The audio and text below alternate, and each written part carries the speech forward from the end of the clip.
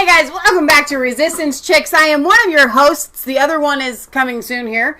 Michelle and Leah, as she turns the corner. Patriot Gallery is lighting a fire because it's getting cold. We're going to hit 28 degrees tonight. So we have hung Christmas lights in some of our fruit trees. I don't know if it's going to work, but it literally looks like Christmas threw up. It wasn't, yeah. All right, so today is May 8th, 2020. What a week it has been. Yes. You're probably not going to cover this. CBS, faking the lines. Did you see about that? Yeah, I think it was Project Veritas. You have that? Mm-hmm. All right, so Leah's got everything. But it's been crazy. But the most exciting news that feels like it happened to my family is the DOJ has dropped charges on General Flynn. Yeah. Total exoneration. This is... Now back to the latest developments on Michael Flynn. If you've been paying any attention to the news this afternoon, we suspect you have been, you know there is a passionate debate underway right now among political partisans over the Justice Department's decision to drop the case against General Flynn. They're screaming. But there shouldn't be a debate because there actually isn't a debate about why the case was dropped. We already know.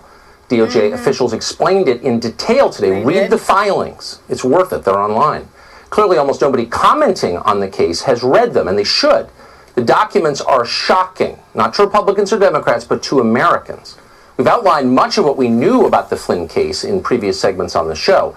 How a corrupt FBI official called Peter Strzok decided to derail Mike Flynn using any means necessary. At one point, Strzok considered charging Flynn under something called the Logan Act. A debate. Logan Act is a 220-year-old law. We already know that in the entire span of American history has never been used to convict a single person. In fact, no one's even been indicted under the Logan Act since before the Civil War. And by the way, it's probably unconstitutional. You probably couldn't do it now if you wanted. But Strzok didn't care.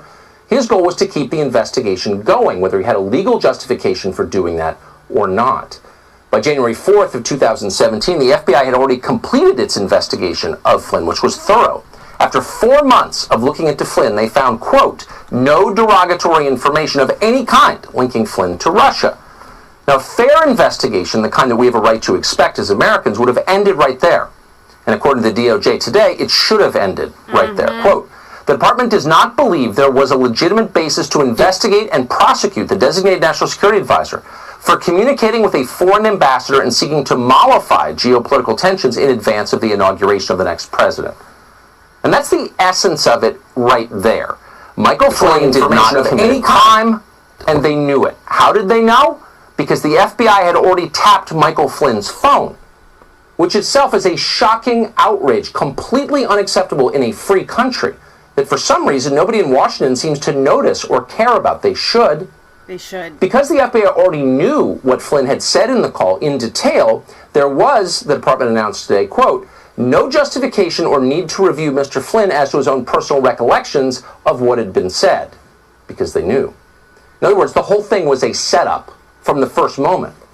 Now, we know this for certain. We're not speculating because we have Peter Strzok's text messages to his creepy government lawyer girlfriend, Lisa Page. But what if we didn't have those text messages? We almost didn't. At first, you'll recall, the FBI claimed they'd been lost due to some technical glitch. So we almost didn't find out what really happened in this case. Michael Flynn almost went to prison. And that gets to the nub of all of this, the most important question of all. How often does the FBI set people up? How many other lives have they destroyed without the public knowing about it? In other words, this isn't about Michael Flynn, it's about you. It's scary to think about that. Most people in Washington seem determined not to think about it. They're intent on excusing all of this. Ilhan Omar was among the first to chime in on the news today. White privilege at work, she tweeted. Omar didn't explain what in the world Mike Flynn's case might have to do with his skin color, which he cannot control. But she denounced the decision as racist anyway. Surprised? You shouldn't be surprised. Ilhan Omar is a person who clearly married her own brother in an immigration scam, who passionately hates the country that saved her, who reduces every conceivable issue to the most vicious kind of race baiting. Racism. Can a single human being actually be as loathsome as Ilhan Omar is? It's hard to believe. She's like a parody of repulsiveness. Sometimes you doubt she really exists. The RNC must have created her. We can't confirm that, of course. We can say with confidence the RNC did not create cable news. The dummies there were almost as angry as Ilhan Omar was. Watch Jeb Bush's former flack take a break from sucking up to professional Harvey Weinstein enablers like Noah Oppenheim to lecture the rest of us about smear campaigns. This is hard to watch. Mike Flynn's lawyers have been engaged in a smear campaign, very, very similar, torn out of the same playbook as the smear campaign Donald Trump ran against many of the same FBI leaders. The idea that the Justice Department could do this, you called it stunning. It's past stunning.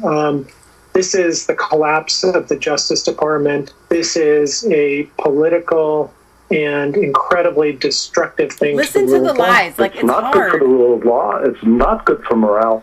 And it's not a fair outcome in this case. Today, we've seen the political corruption of the justice system that Mike Flynn has long been calling for. The Justice Department had nothing to do with this. This was the White House 100%. The fix is in. This is an absolute injustice. The fix was in. So what exactly are these people saying? What argument are they really making? Mike Flynn was set up by corrupt law enforcement officials. They suggested their goal was to, quote, get him to lie so we can prosecute him or get him fired. That's not speculation. The FBI wrote that down on paper. Flynn faced a maximum of 5 years in prison. Are the people you just saw really arguing that Flynn's prosecution was legitimate? Are they arguing he should serve the time behind bars? It's enough to make you dizzy. Keep in mind, these are supposed to be, quote, liberals. Okay, so whatever happened to their commitment to civil rights, to fairness? In fact, there's nothing liberal about the arguments they are making. This is the most brutal kind of power politics disguised with lies. This moment represents the full collapse of an apolitical Justice Department, wrote CNN's legal analyst Susan Hennessy. MSNBC's Justice analyst Matthew Miller agreed with that. Quote, Barr is giving Flynn treatment that would not be available to any other American. And just in case you wondered if all these responses were coordinated, because of course they were, yes, the world's angriest former labor secretary, Robert Reich, wrote this, quote, under William Barr's stewardship, the Justice Department has become nothing more than a political tool for Trump to wield against his enemies and withdraw against his friends. This is how dictatorships are built. Pause and consider this. Once again, it is head spinning in its falseness. It's the opposite of what's true. Dropping the case against Michael Flynn means the Justice Department is now a political tool? No. Flip it around 180 degrees. The Attorney General dropped the case because the Justice Department was already being used as a political tool to remove the National Security Advisor of the United States. That's the whole point. It's not a debate. No honest person could reach any other conclusions. Read the documents yourself. But these are not honest people. No. These are people who applauded when Adam Schiff of California baselessly denounced his political opponents as Russian agents, including this show. Naturally, Schiff himself weighed in today, too. He couldn't help himself. Quote, Flynn pled guilty to lying to the FBI about his illicit Russian contacts. His lies do not now become truths. This dismissal does not exonerate him. Wait, what? Yes, it does. Is Adam Schiff, the chairman of the House Intelligence Committee, now claiming that a call between the incoming National Security Advisor and the Russian ambassador to the United States is, quote, an illicit Russian contact? Oh my gosh. He is claiming that. This is insanity. Yes, and it's calculated insanity. And in the end, hate to tell you, it may work. No, it is entirely possible your grandchildren will be reading Adam Schiff's version of history 20 years from now. That's why they're saying it. That's the goal. It is the goal. In the meantime, you should consider what it would mean if unscrupulous liars like these were ever to take full control of this country. They know Michael Flynn is not a dangerous criminal. If he was a dangerous criminal, they'd be working to free him from jail. No. They wanted Flynn crushed purely because he happened to be in the way of the power they seek. And that's why they're still trying to put Roger Stone behind bars, because he mocked them to their faces, and that diminished their authority. Roger Stone may still go to prison, by the way. We'll keep you posted. But the question is, how many other inconvenient Americans would they bankrupt and imprison if they could? That's a good question. Let's hope we never find out. In the meantime, you should ignore their yelping. Turn it off. This is an offense against equal justice, they scream into the camera. Right. The very same people who demand day after day that we hold American citizens to completely different standards based on how they look. Now they're telling you justice must be blind. It's absurd. It's insulting. The essence of fairness in every country at every time is fairness. Fairness. What the federal government did to Mike Flynn was demonstrably and provably unfair. And anyone who refuses to admit that in the face of overwhelming evidence should not wield power. Thank you. Yeah. Well said, Tucker. So Michelle said you want to fix your collar, but when you look in the camera and everything's backwards, you can't tell which is right and which is left. So I was trying to fix my shirt there. All right. So let me go over here. Oh man, I'm gonna have. You had the hiccups. You had the hiccups yesterday. You know how I know? Because I did too, and I thought, wow, that's weird. Like, what did we eat that was hiccupy? All right. So there he is, handsome man right there. Look at that smile. Y'all know he's a Democrat, right? Just for the record, that they are eating one of their own, but again, like I said the other day, they aren't eating one of their own because he's not one of their own, because it's not Republican versus Democrat. It is deep state, corrupt globalists versus everybody else. Well, like everybody said, he knew where the bodies were buried because he was in on it with so many people. Obama appointed him and everything. So, if you guys haven't, of course you've been following, you know exactly what's going on. And for some reason we have new viewers here, or maybe you're not on the up and up on Flynn's case. I'm going to take you to Margot Cleveland. She is a writer for The Federalist.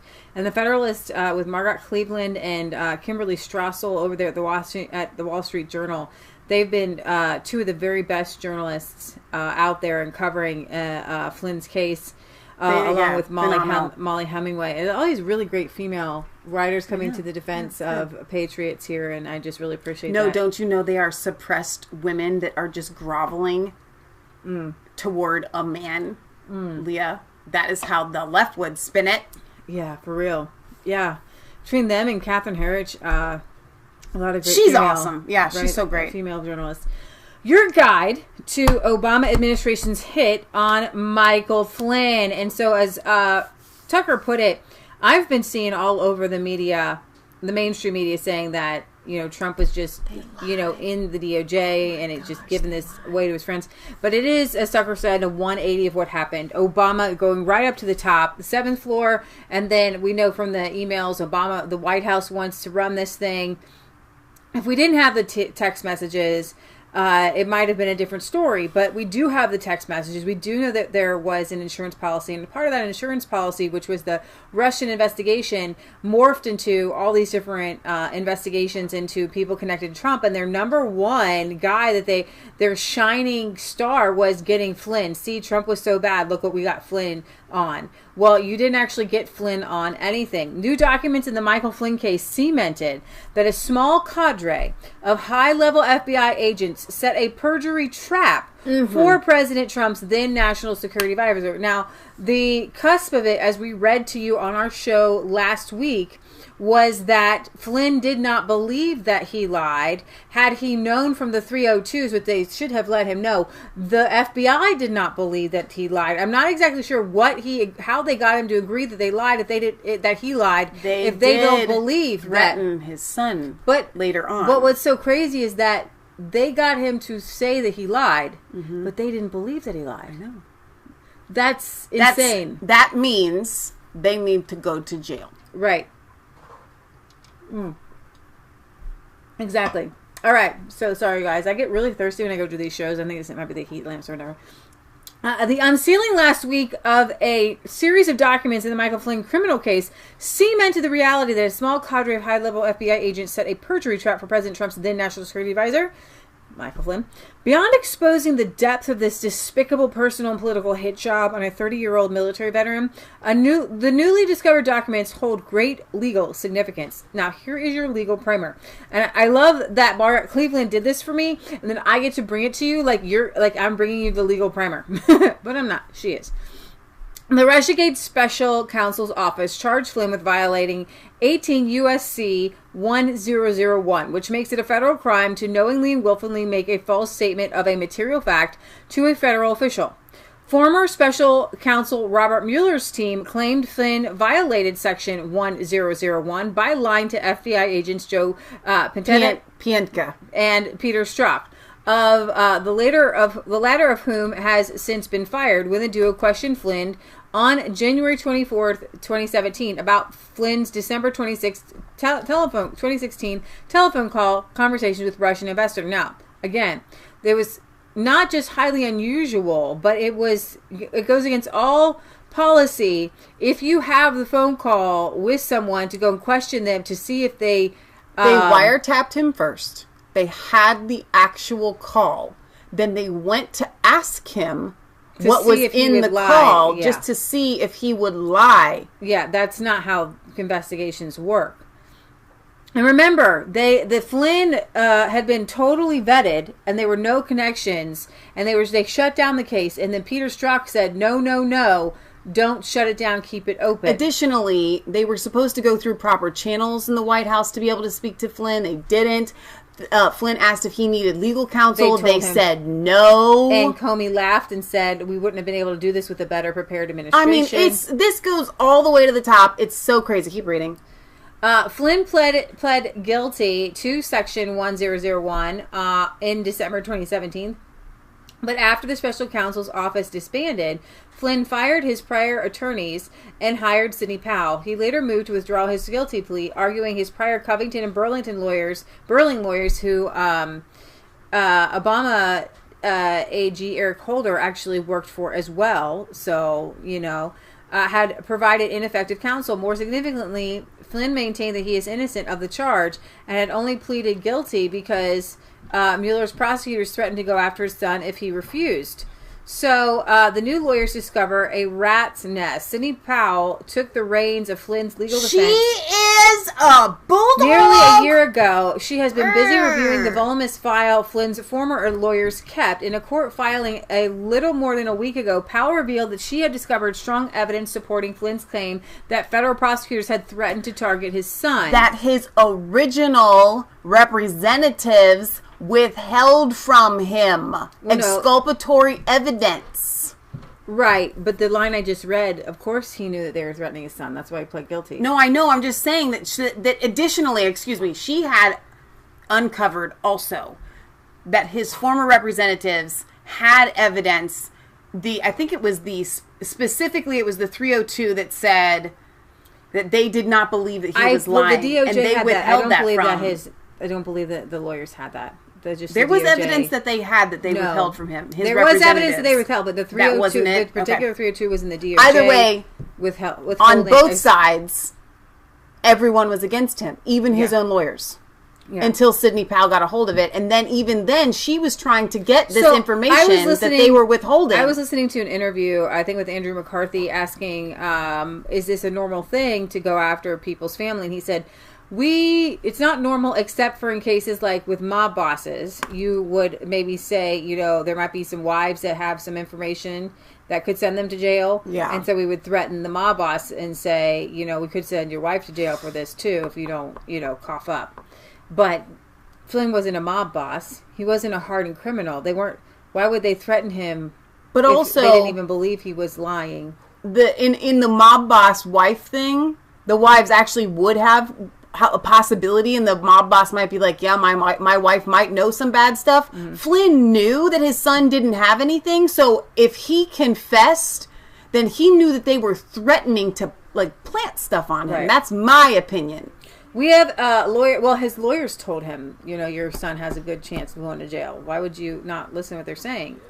Right. We have a lawyer's unofficial understanding that they are unlikely to charge Junior in light of the cooperation agreement, one email read, referring to Flynn's son, also named Michael Flynn. A second email proved even more damning, as Flynn's lawyers suggested prosecutors were attempting to keep Michael Flynn Jr. part of the deal secret to avoid having to reveal it to other defendants against whom Flynn Sr. might testify. Disclosing such impeachment testimony is constitutionally mandated by the Giglio decision. The government took pains not to give a promise to Michael Flynn regarding Michael Jr. so as to limit how much of a benefit it would have to disclose as part of its Giglio disclosures to any defendant against whom I guess Michael Flynn may one day testify. Flynn's attorney wrote in the email Powell attached to a supplemental filing in Flynn's case. The evidence confirms Flynn's claim that he was coerced into the plea agreement. It also provides an independent basis. And don't tell me, everybody's like, he pled guilty. Have you never heard of anyone ever being coerced into doing something? when your own representatives are telling you this is the only way out, you have to do this. Yeah, it also provides an independent basis for a plea withdrawal. Although outright dismissal is a more appropriate remedy to respond to the outrageous prosecutorial misconduct. That coercion explains why Flynn would have pled guilty to lying when he did not knowingly misrepresent his conversation with the Russian ambassador. And even the judge was like, are you sure you want to do this plea? Yeah. Right? Now it all makes sense. In fact, this scenario makes more sense than the Flynn lied script. Flynn, who had served in the Obama administration as director of Defense Intelligence Agency, was well versed in intelligence and would have known that his conversation with the Russian ambassador had been recorded. Flynn would have known that the FBI either already knew or could have easily learned the content of Flynn's conversations. Flynn also violated no law in speaking with the Russian ambassador. He's thinking to himself, why would I lie about this phone call? Anybody can get a hold of this phone call, right? Evidence that has trickled out over the last 2 years also indicates that the FBI agents did not believe Flynn had lied to them. This is key. Nearly 2 years ago, Andrew McCabe, the former deputy director of the FBI, testified in an executive session of the House Parliament Select Committee on Intelligence that the two people who interviewed Flynn did not think he was lying. Since then, we have learned from the... And it should have been dropped then. Why are you bringing up charges if the people who interviewed him didn't think he was lying? So why would you charge him with lying if you didn't believe that he lied? Unless you were just, They knew he wasn't lying. They didn't believe he was lying, but they wanted to get him somehow. We have learned from Inspector General Michael Horitz's report on the foreign intelligence, the FISA abuse, that prior to interviewing Flynn, the FBI agent Pineda, I like to say it that way, had attended a briefing with then candidate Trump and Flynn to assess Flynn's demeanor. The agent explained to the IG that he took the opportunity to gain assessment and possibly have some level of familiarity with Flynn, such as learning Flynn's overall mannerisms. The IG report further noted that in this instant, it actually proved useful because the agent was able to compare Flynn's norms with the briefing from the briefing with Flynn's conduct in the interview that the agents conducted in connection with the FBI investigation of Flynn. That the FBI agent who interviewed Flynn did not believe he was lying, including one agent who had previously interviewed the retired general to establish a baseline of Flynn's demeanor and assess his norms, provides strong support of Flynn's claim that he did not knowingly or willfully misrepresent his conversations with the Russian ambassador. Now, this is really key, and I want to interrupt you because sometimes when you read things, it can get we can get lost in all the words. But remember the interviews that we've seen with Barr recently, Bill Barr, Attorney General. He has been talking about big stuff. Like he knew all of this long before it actually came out. And that's comforting to me in the sense that he has talked about other bigger bombshells that are kind of all connected to this, that are going to continue to come out. But this right here is one of the biggest parts of this whole thing. And with Barr being the head of this whole thing, and I'm going to play you interviews with Barr, okay? Basically, I'm reading this, but William Barr explains it even in a better way. Basically, they had no reason to go after him. They didn't believe he committed a crime. And so the first element the government would need to establish to convict Flynn is violating the Section 1001, but they didn't even believe that he did. And I'm going to sneeze here in like 5 seconds. Think of bananas. I think it goes away if you think of bananas. Sneeze. Just keep talking. No, wait. When you have to sneeze, just let it go. Let it go. Okay. More reasons Flynn didn't break the law. But the newly released documents... Achoo! That's good. But newly released documents now make clear that even if Flynn had knowingly kind of sneezed at me, you should have gone to the other way. Sorry, I'm leaning this way. We live together. I would have been like off base. Made clear to be a material, a statement must have a natural tendency to influence or be capable of influencing the decision of the decision-making body to which it was addressed. So to be criminal, Flynn's purported lies needed to be capable of influencing the FBI. How could Flynn's statements have influenced the FBI, given that the FBI knew exactly what Flynn said to the Russian ambassador before the agents interviewed him? But the law is clear that even if the government agent knows the statement is false, it can nonetheless be material because it could influence an investigation. Here is where the recently unsealed documents prove legally significant. There was no legitimate ongoing investigation of Flynn at the time of the interview. On Thursday, we learned for the first time that in a January 4th, 2017 email, the FBI transmitted documentation to close the Crossfire Razor investigation into Flynn. The 4-page closing document summarized the supposed basis for targeting Flynn, detailed the results of the FBI's investigative efforts, no derogatory information, and concluded Flynn was no longer a viable candidate as part of the Crossfire Hurricane umbrella. A series of text messages released last week, and that's what the left keeps saying, but he was part of the Mueller thing. No, there literally wasn't anything there to go after. 20 minutes later, Strzok desperately reached out to an unknown FBI agent, telling the agent not to close the Flynn investigation yet because 7th floor. And I have a video here, stick with me, with Barr talking to Catherine Hedrich at CBS Now, saying, yes, it went up to Comey, the 7th floor. The exchanges noted that they were trying to decide what to do with Flynn with regard to a matter that was redacted, but other texts indicated McCabe and Strzok were discussing interviewing Flynn. Flynn's prosecutors misled the court. Here, the unsealing of Exhibit 3 completes the story. Exhibit 3, in the first of Powell's recent supplemental filings, consisted of a series of emails the FBI agents exchanged in preparation of the January 24, 2017 questioning of Flynn, and handwritten notes attributed to McCabe and the now retired assistant director of the FBI division, Bill Prestap. These documents make clear... That's how everybody says on the news, just so you can put the names. They all say Prestap, whatever. Those documents make clear that the FBI's questioning of Flynn was unrelated to the Crossfire Hurricane investigation, and that the FBI kept the investigation of Flynn open to provide a pretext to question him.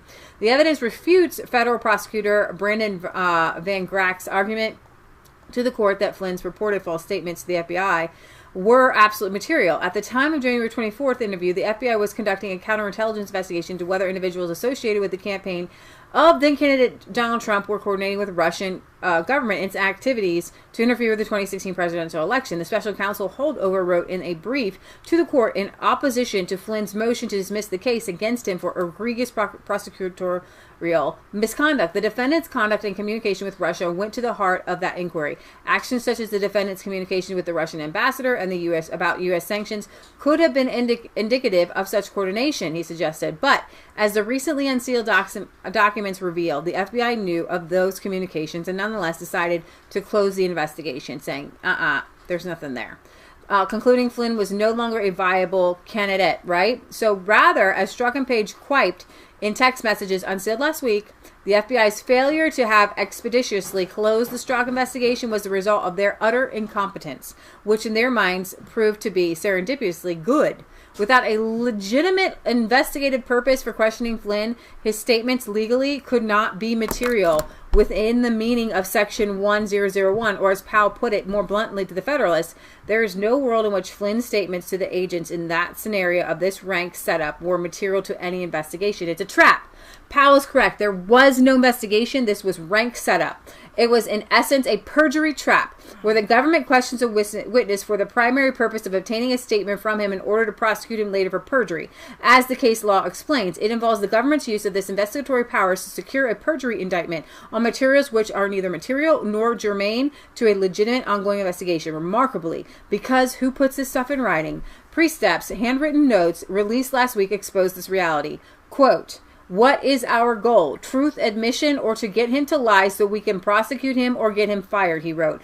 After recognizing the interview strategy devised the previous day made no sense from an investigative standpoint. He's going in there like, what's our goal? We have this stuff on tape. Are we just trying to catch him in a lie?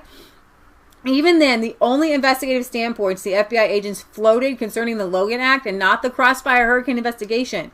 There was no open Logan Act investigation into Flynn, and any such investigation would have been a legitimate and laughable basis on which to question Flynn. Mark Hemingway's concise summary of Logan All, we talk about this, nobody actually gets prosecuted under the Logan Act. Right. To the cranks and conspiracy-minded chatting up the Logan Act, we can now add coup-fermenting FBI agents.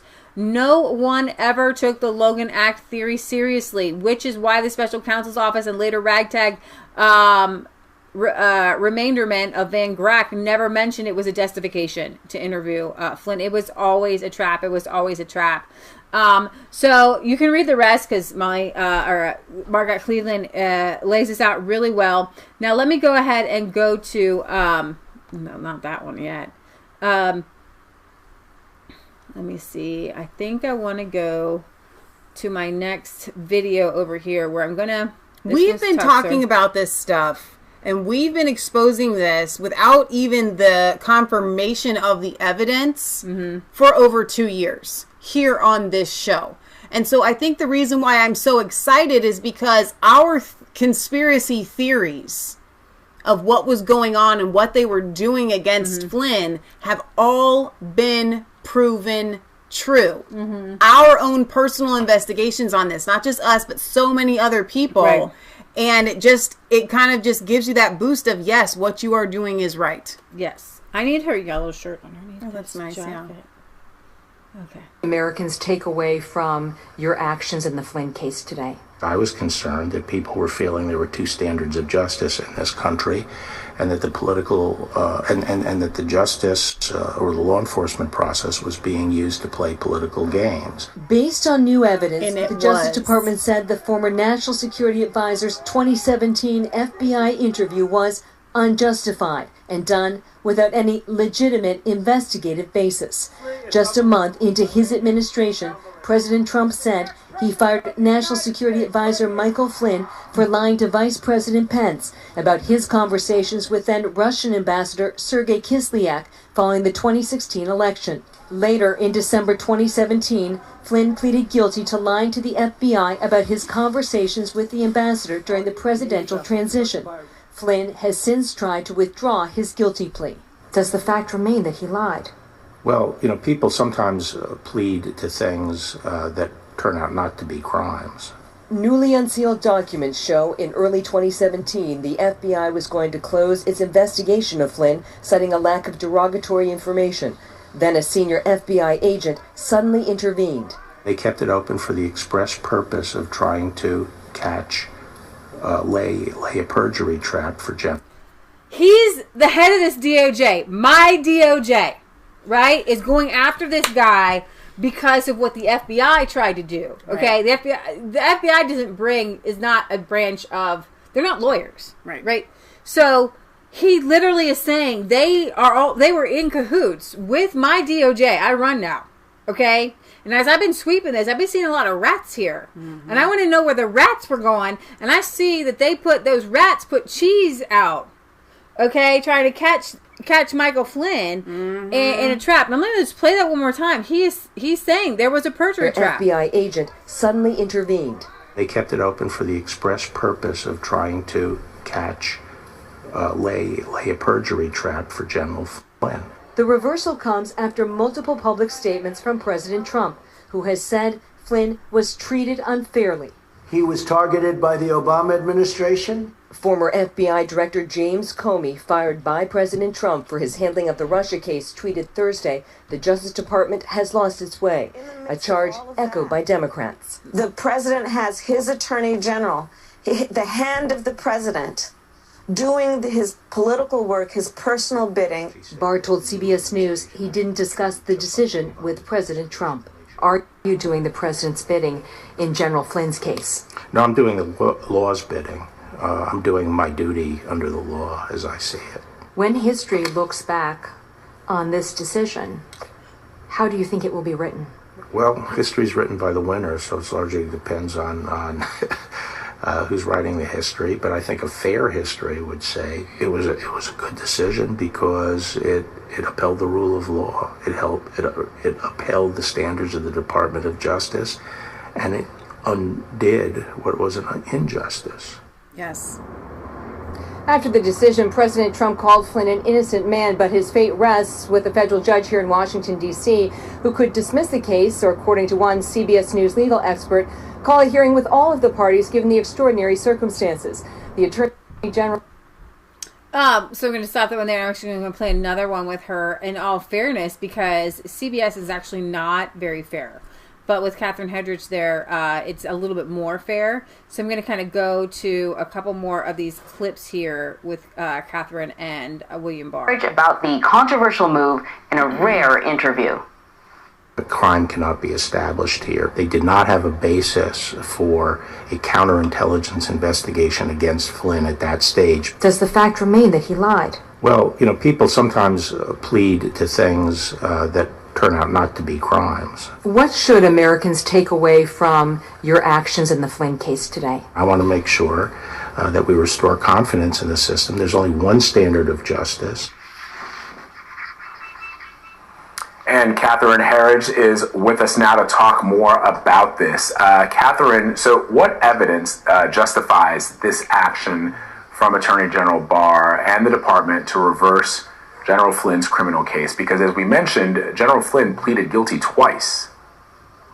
Well, that's right, Vlad. This seems to have come out of the blue, but if you've been tracking this story as we have at CBS News, it's really been building for several weeks. Earlier this year, Attorney General Bill Barr tasked a U.S. attorney in the Eastern District of Missouri, Jeff Jensen, to do a review of the Flynn criminal case and to specifically look at whether all of the documents that should be provided to the defense as part of their, what they call the Brady obligations, had been done. And in the process of doing that review, Jensen, who spent about a decade at the Bureau and then a decade as a prosecutor, found a number of records from January of 2017. And that date matters because that's the month General Flynn was interviewed by the FBI about his conversations with the Russian ambassador during the presidential transition.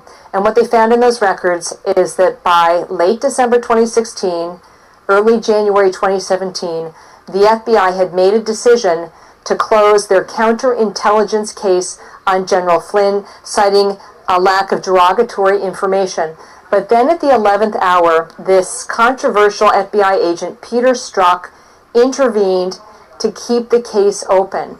And the Attorney General makes the legal argument both to CBS News and then also in the new court filing that there wasn't a legitimate investigation ongoing into Flynn at that time when the FBI went out and interviewed him about those phone calls. And the Attorney General also made the point that the FBI already had the transcripts of the calls, so they knew on its face whether he had broken any laws or stepped outside the boundaries. The Attorney General said he did not believe that was the case in the phone calls, so the point of the interview was to sort of trip him up in the end. And as you rightly point out, Flynn pled guilty ultimately to lying to the FBI about the contents of those conversations.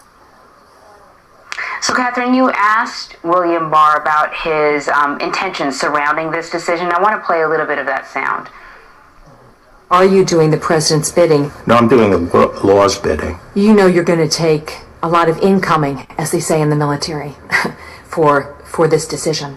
I'm prepared for that. But I also think it's sad that nowadays these partisan feelings are so strong that people have lost any sense of justice. So, as we all know, the Justice Department works for the United States, not for the president or the presidential or for the White House in any way. So, I'm curious about the timing of this release because it certainly seems to undermine, to a certain degree, Robert Mueller's investigation. Well, the Flynn prosecution and those ultimate guilty pleas were kind of like the crown jewel in the special counsel Robert Mueller investigation. And I think you can argue that General Flynn was really the most senior Trump official who got caught up in the Russia investigation. So I think you make a very fair point there, Anne-Marie. Number two, on the timing, the reason this all came to a head now is that the government had a strict deadline in the Flynn case to file a number of motions. So they were up against the clock, which is why they made the filing in recent days and not, a month or a couple of weeks down the line. And their motion was to dismiss on the basis that the interview of Flynn was unjustified and it was not tied to a legitimate investigative case. So, Catherine, as you've reported and others, none of the documents these documents that have been released appear to undercut the central. I want to play a little bit of that. Who at the FBI was driving this? Well, this particular episode, it looks like the impetus came from the 7th floor. The 7th floor is Director Comey. I believe it's Director Comey and the deputy's office. Mm-hmm. Based on the evidence that you have seen, did senior FBI officials conspire to throw out the National Security Advisor? Well, as I said, this is a particular episode, and it has some troubling features to it, as we've discussed. But I think, that's a question that really has to await an analysis of all the different episodes that occurred through the summer of 2016 and the first several months of the President Trump's administration. What are the consequences for these individuals? Well, I don't want to, we're in the middle of looking at all of this, John Durham's investigation, and the U.S. Attorney Jensen. I'm going to ask him to do some more work on different items as well. And I'm going to wait till all the evidence is and I get their recommendations as to what they found and how serious it is. But if we were to find wrongdoing in the sense of any criminal act, obviously we would follow through on that. But again, get them scared. Just because something may even stink to high heaven and appear everyone to be bad, we still have to apply the right standard and be convinced that there's a violation of a criminal statute and that we can prove it beyond a reasonable doubt. The same standard applies to everybody. So, Kath. There's so much here. I want to see if there's one more clip here. Great. He's got them shaking in their Doesn't mean it's criminal activity, right? I think that was a very important phrase there. But again, it shows us, based on the response we've seen from Republicans and Democrats, how deeply divisive. Yeah, I understand. We understand this is divisive because y'all set him up. And yay for you, but it's not going to last. Reaction to some breaking let me play to you Trump's response. The Justice Department has decided to dismiss the case against Michael Flynn. Are you aware of that? I didn't know that was happening at this moment. I felt it was going to happen just by watching and seeing like everybody else does.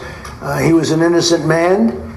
He is a great gentleman. He was targeted by the Obama administration, and he was targeted in order to try and take down a president. And what they've done is a disgrace, and I hope a big price is going to be paid. A big price should be paid. There's never been anything like this in the history of our country. What they did, what the Obama administration did, is unprecedented. It's never happened. Never happened. A thing like this has never happened before in the history of our country. And I hope a lot of people are going to pay a big price because they're dishonest, crooked people. They're scum, and I say it a lot. They're scum. They're human scum. This should never have happened in this country. A duly elected president. And they went after him by going after fine people. And those fine people said, no, I'm not going to lie. I can't lie. He's not the only one. There are many of them. And they all said, I can't lie. They could have said something like, make up a lie. Trump loves somebody or something or some country. And they said, no, you wouldn't have any problem. That's what they were trying to do.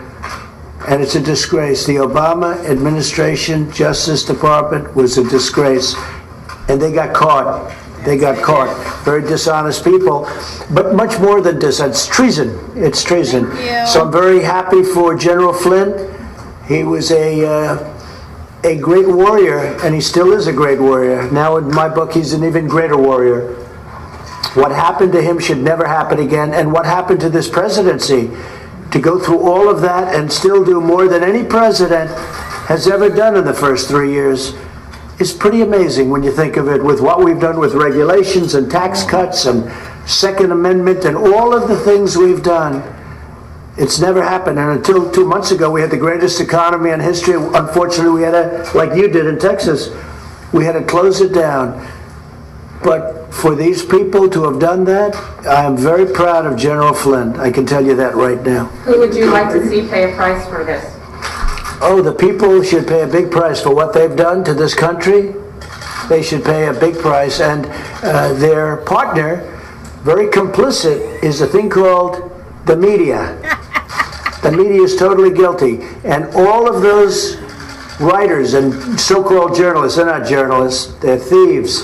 All of those journalists that received a Pulitzer Prize should be forced to give those Pulitzer Prizes back because they were all wrong.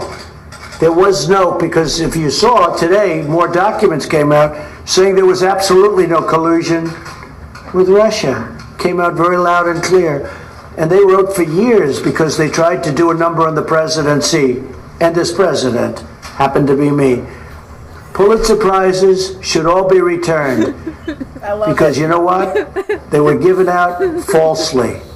It was fake news. They were all fake news. Those Pulitzer Prizes should be given back immediately.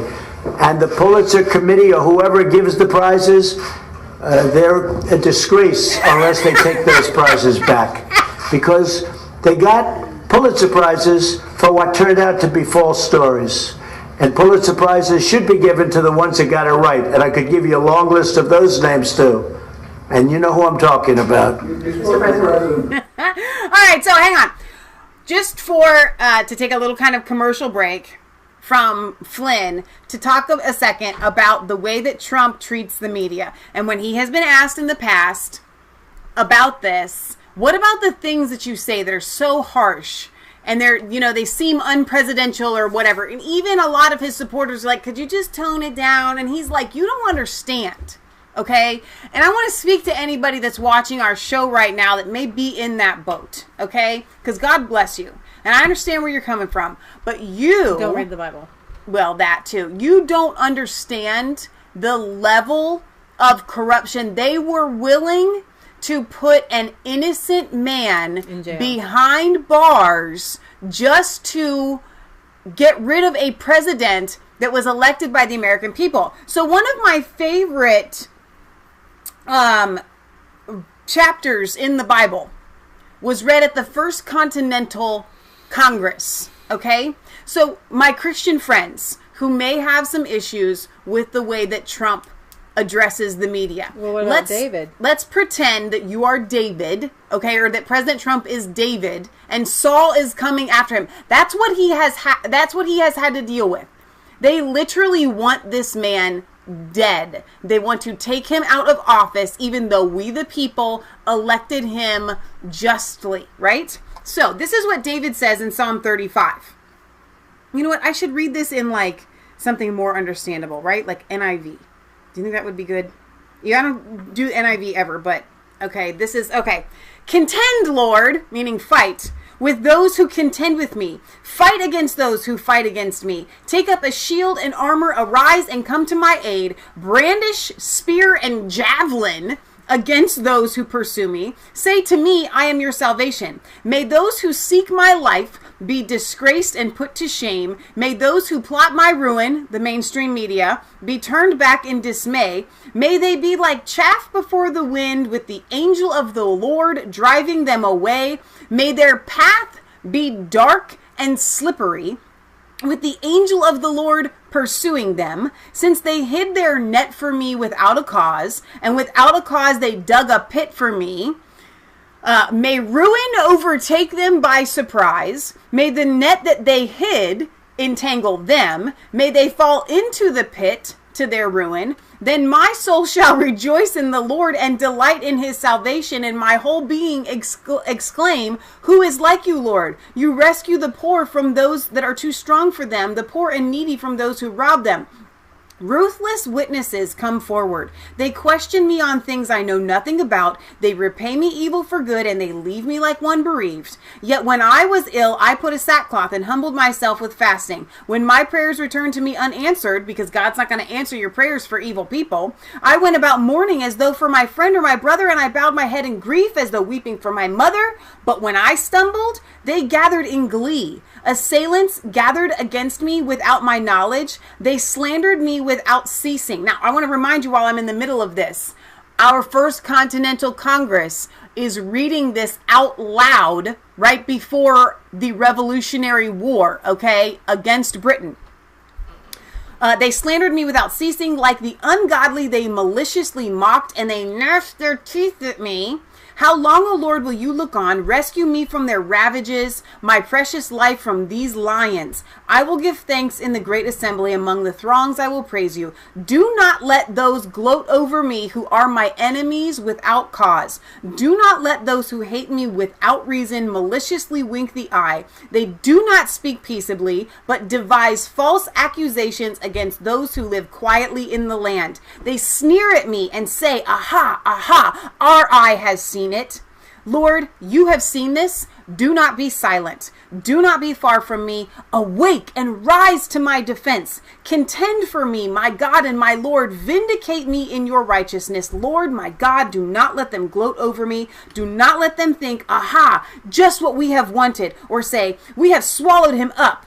May all who gloat over my distress be put to shame and confusion. May all who exalt themselves over me be clothed with shame and disgrace. May those who delight in my vindication shout for joy and gladness. May they always say, the Lord be exalted who delights in the well-being of his servant. My tongue will proclaim your righteousness and your praises all day long. Right. That is how we view our enemies. That is how we pray to God about our enemies. And you do not give your enemies grace, not when they are this vicious. And I'll tell you something more, and then Leah can continue with the news. When they go after President Trump, they are going after all of his supporters. They are going after the American people. And so when Trump says those things, he's not really defending himself. He's defending you, and he is defending me, and he is defending our republic and our Constitution. And no, they don't get to trample on it.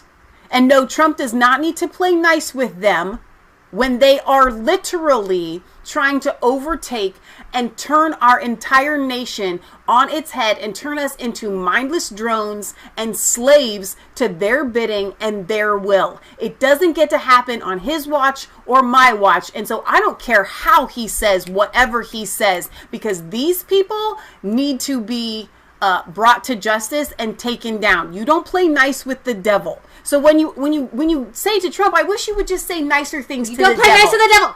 Please be nicer to the devil. No. No, you don't be nice to the devil.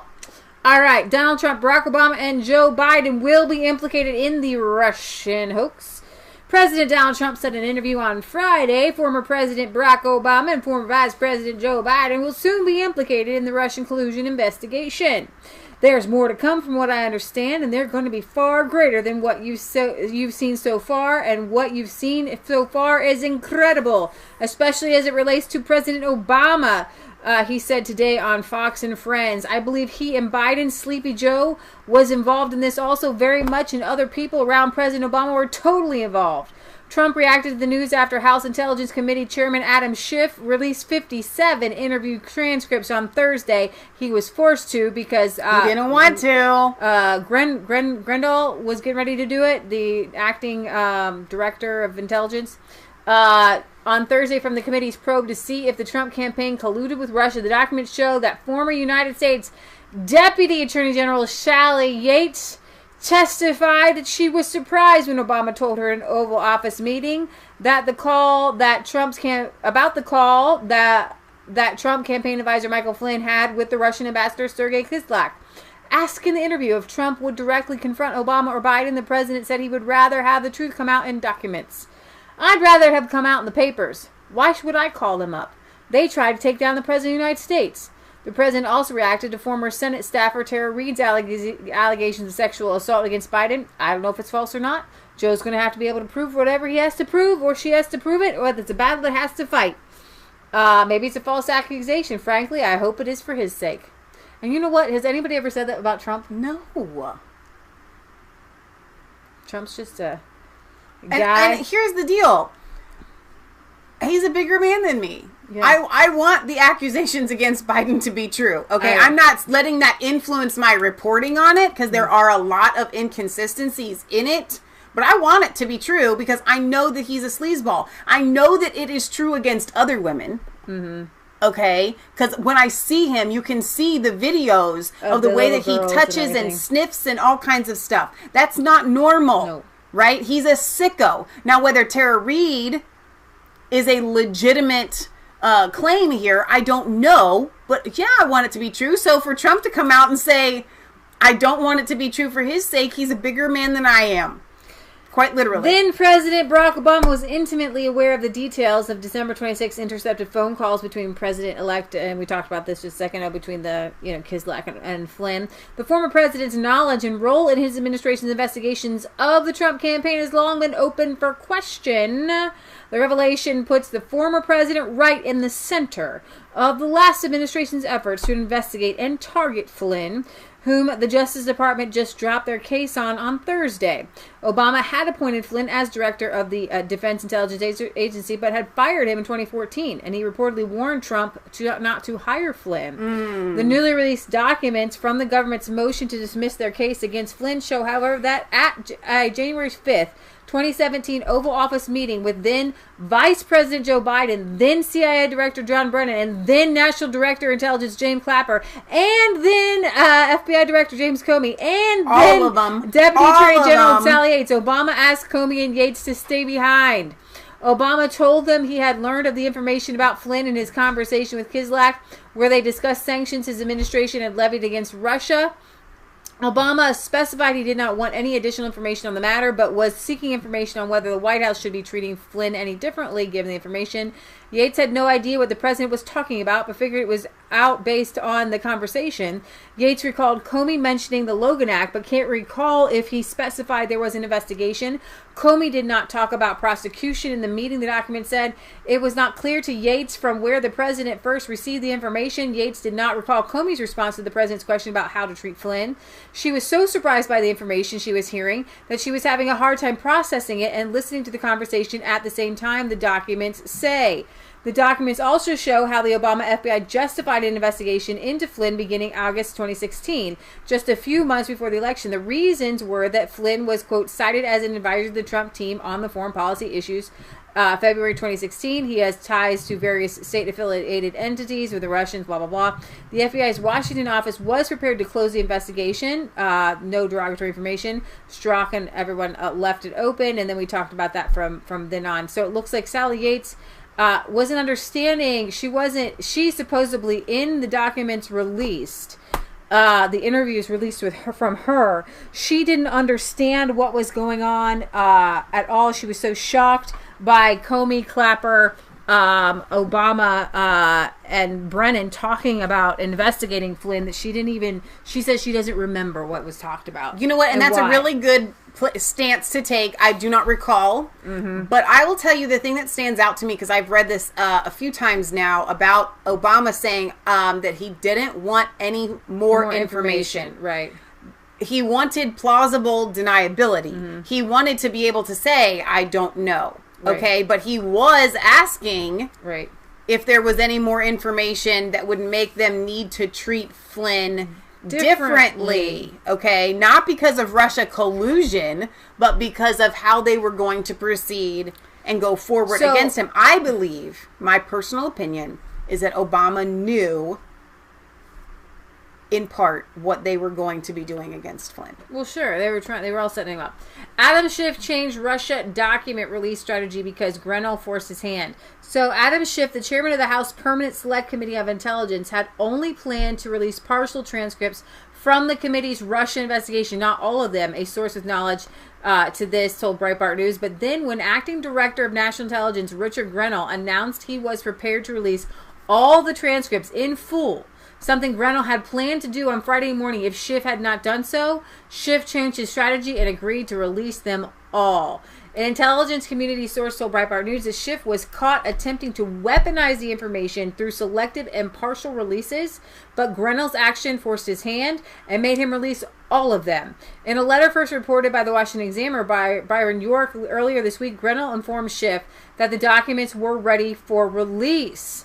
Schiff had been, the intelligence source told Breitbart News, planning to selectively release the documents to try to frame his narrative instead of the one the documents show, which is that several key players in the investigation knew early on in the process, including that himself, there was no collusion between the Trump campaign and the Russians. And here's some clips, okay? James Clapper says, I never saw any direct empirical evidence that the Trump campaign or someone in it was plotting, conspiring with the Russians to meddle with the election. Jim Jordan was asked today if they're saying this behind the closed doors, the transcripts we're not allowed to see, but, you know, the House Select Committee interviews, you know, this is when, I forget when this was, these interviews were very early on. But out in public, John Brennan and James Clapper were saying Trump is colluding with the Russians. They're lying. But they said when they were under oath, they never saw any direct empirical evidence. When Samantha Power would ask if she had evidence of collusion, coordination, and conspiracy between Trump and the Russians, I am not in possession of anything. I am not in possession and didn't read or absorb information that came from out of the intelligence community, transcript shows. Ambassador Rice, when asked whether she had evidence of collusion, conspiracy, and coordination, I don't recall intel or evidence to that effect. Loretta Lynch, Attorney General Loretta Lynch, was asked whether she had evidence of collusion, coordination, or conspiracy. She said that she did not recall that being briefed up to me. I can't say that it existed or not. Mm-hmm.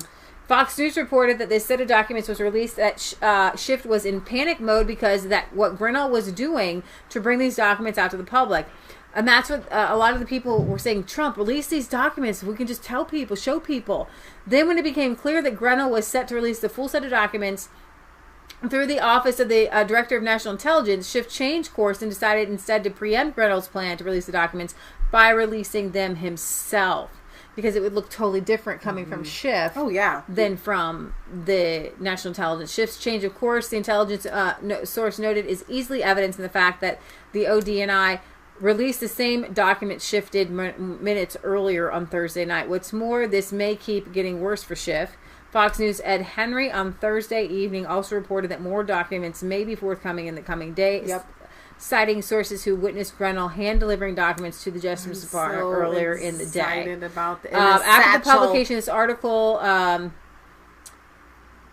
let's see. This is obviously untrue, as it was the White House that held up the release of the transcripts, they're saying. It is... so great. It is great. It is. Good it news. is. It's so nice to bring you news that is not virus related. For just a short time. Right. No, we're picking up where we left off. I mean, really, we were covering news like this all the time. It doesn't mean that this news has stopped. It just means that it's gotten buried. All right. So let me go over this. This is from Zero Hedge, a little bit more summation of what's happening with Flynn. Justice for all.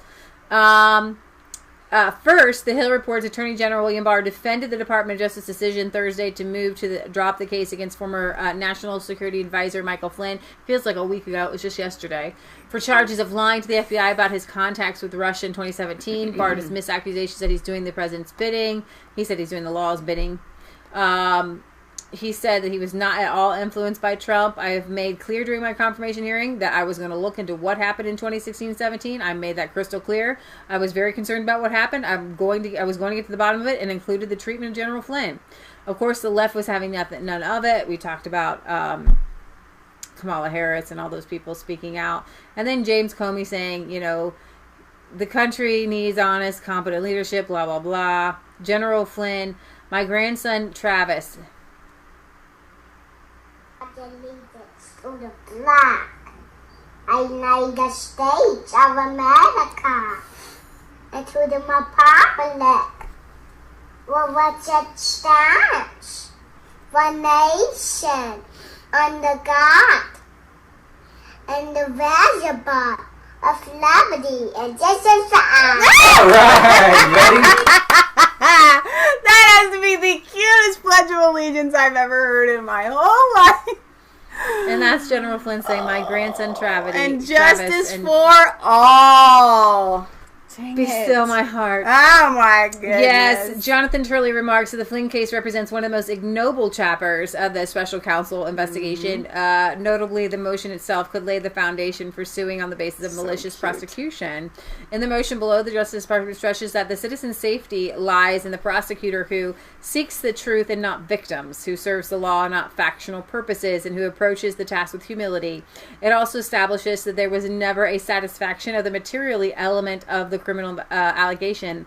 In the case of Mr. Flynn, the evidence shows his statements were not material to any viable counterintelligence investigation, or any investigation for that matter, initiated by the FBI. Indeed, the FBI itself had recognized that it had lacked sufficient basis to sustain its initial counterintelligence investigation by seeking to close that very investigation without even an interview of Mr. Flynn. Having repeatedly found no derogatory... Now remember that they hadn't interviewed him at all, and they were investigating him. So they wanted to conclude it without even interviewing him. Right. That's a big deal. Yeah, that means they literally had nothing. Nothing. It further notes that the key figures like Andrew McCabe cut off objections to the overly aggressive pursuit of Flynn. It describes an effort of former director James Comey, McCabe, and others to skip common protocols to bag Flynn at any cost on any grounds. While malicious prosecution cases are notoriously difficult to prove, particularly in a case of a voluntary plea, the motion reinforces the view of many of us that the Justice Department was engaged in a campaign to incriminate Flynn, which actually shows just how far they had gone. Mm-hmm. A campaign that now appears entirely detached from both the evidence of legal standards supporting the criminal charge. Such a lawsuit could allow Flynn to pursue discovery into the motivations and actions of figures like Andrew McCabe. The motion relieves President Donald Trump of the necessity to pardon Flynn. So on my Facebook, I've seen a couple of posts from people that are waking up to everything that's going on right now, to truth, and a lot of them are like, it's really been difficult for me because I didn't want to believe for the longest time that my own government, and I want to ease your mind here, this isn't the government, okay? If they have an acronym, not the government. That the government would do something that they would be so evil. And yet, we watch movies where all of this stuff goes on, surrounded around all of these acronyms, okay? And we buy into it because it makes the plot thick and it makes the story exciting. But we don't want to believe that in reality, these people are that cold-blooded, are that agenda-driven, that they are willing to kill or destroy people's lives for a, what they believe, greater cause. And it's true. They do. And this case against Michael Flynn is blowing it wide open. And so many people are waking up to the fact that what they put in the movies actually happens. Yes, and worse. Yeah, I have this tweet here. Quote from Barr. One thing people will see when they look at the documents is how Director Comey purposely went around the Justice Department and ignored then Deputy Attorney General Sally Yates. Wow. Comey went around these people, and it was a law unto himself. So Kimberly Strasser from the Wall Street Journal says, the ignomania of Comey is chilling because of his tweet here. The DOJ is egomania, meaning he's just such an egomaniac. But career people, please stay behind because America needs you. Wants to keep the behind people staying there, working behind the scenes. Mm-hmm. So Kimberly Strasser says the egomania of Comey is chilling. A neutral IG found him guilty of insubordination, leaking, and reckless behavior.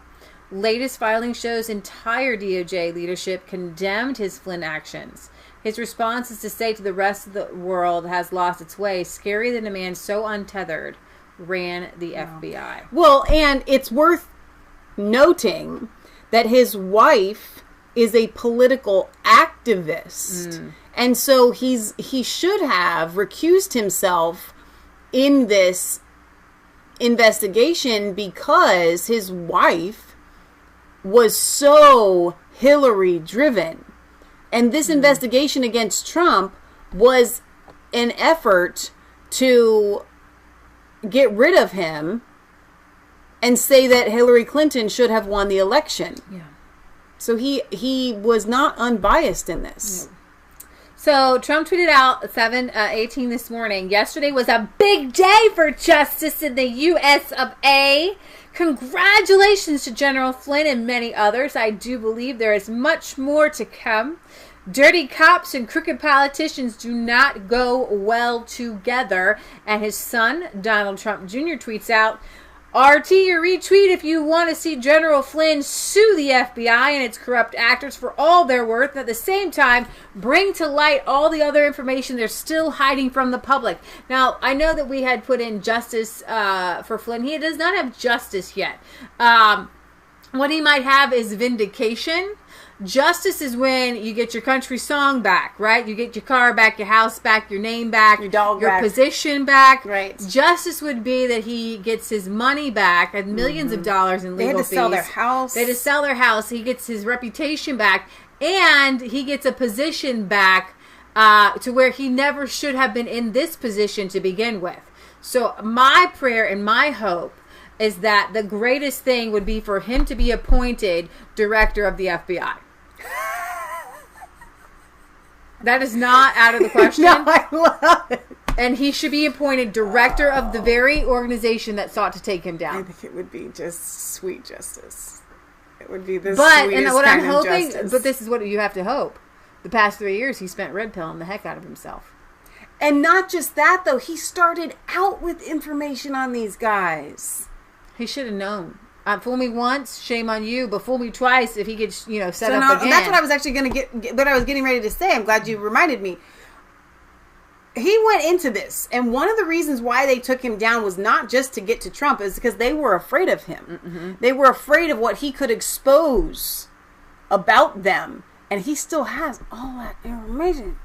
Unfortunately, it looks like Director Wray won't be fired before the 2020 election, but because Trump's dissatisfaction with Wray, whom he nominated to the post in 2017, he actually had to kind of fell into the post, Mm-hmm.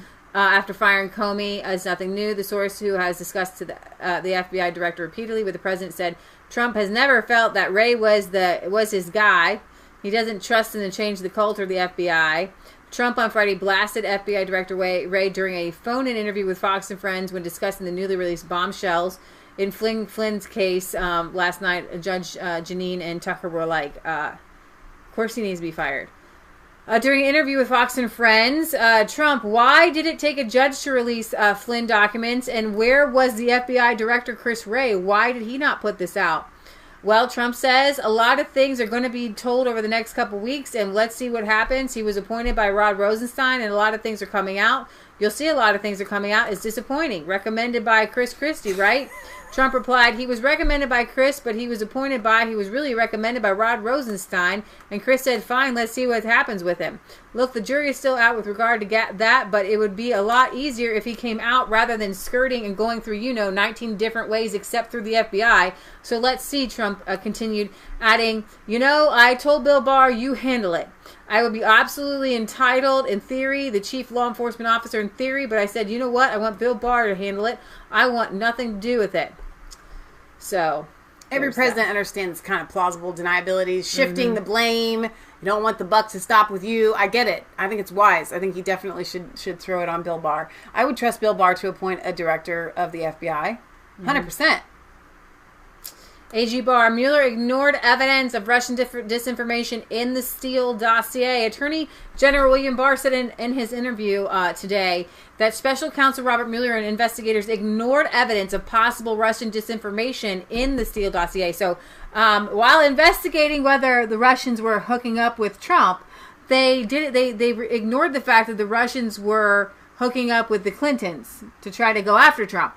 Within the Steele dossier, there was disinformation planted by Russia.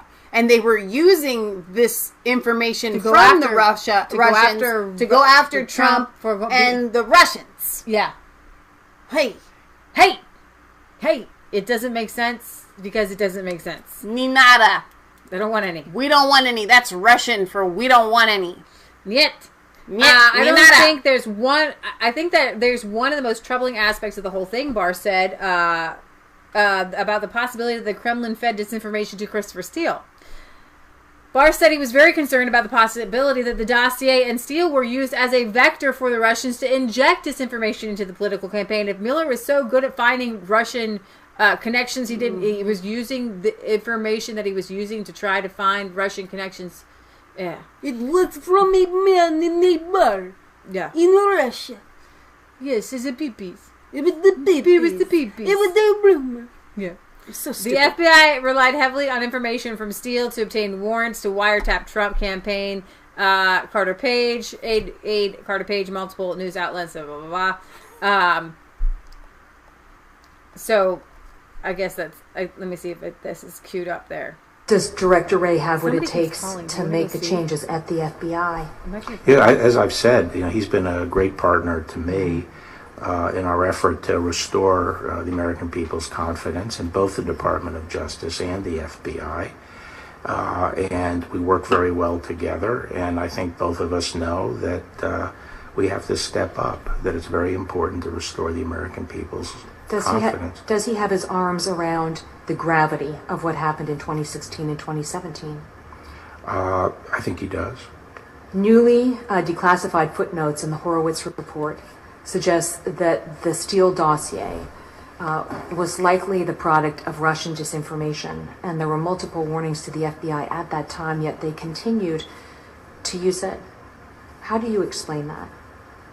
I think that's one of the most troubling aspects of this whole thing. And in fact, I said in testimony on the Hill, I can't remember if it was my confirmation, that I said I was very concerned about the possibility that dossier and Steele's activities were used as a vector for the Russians to inject disinformation into the political campaign.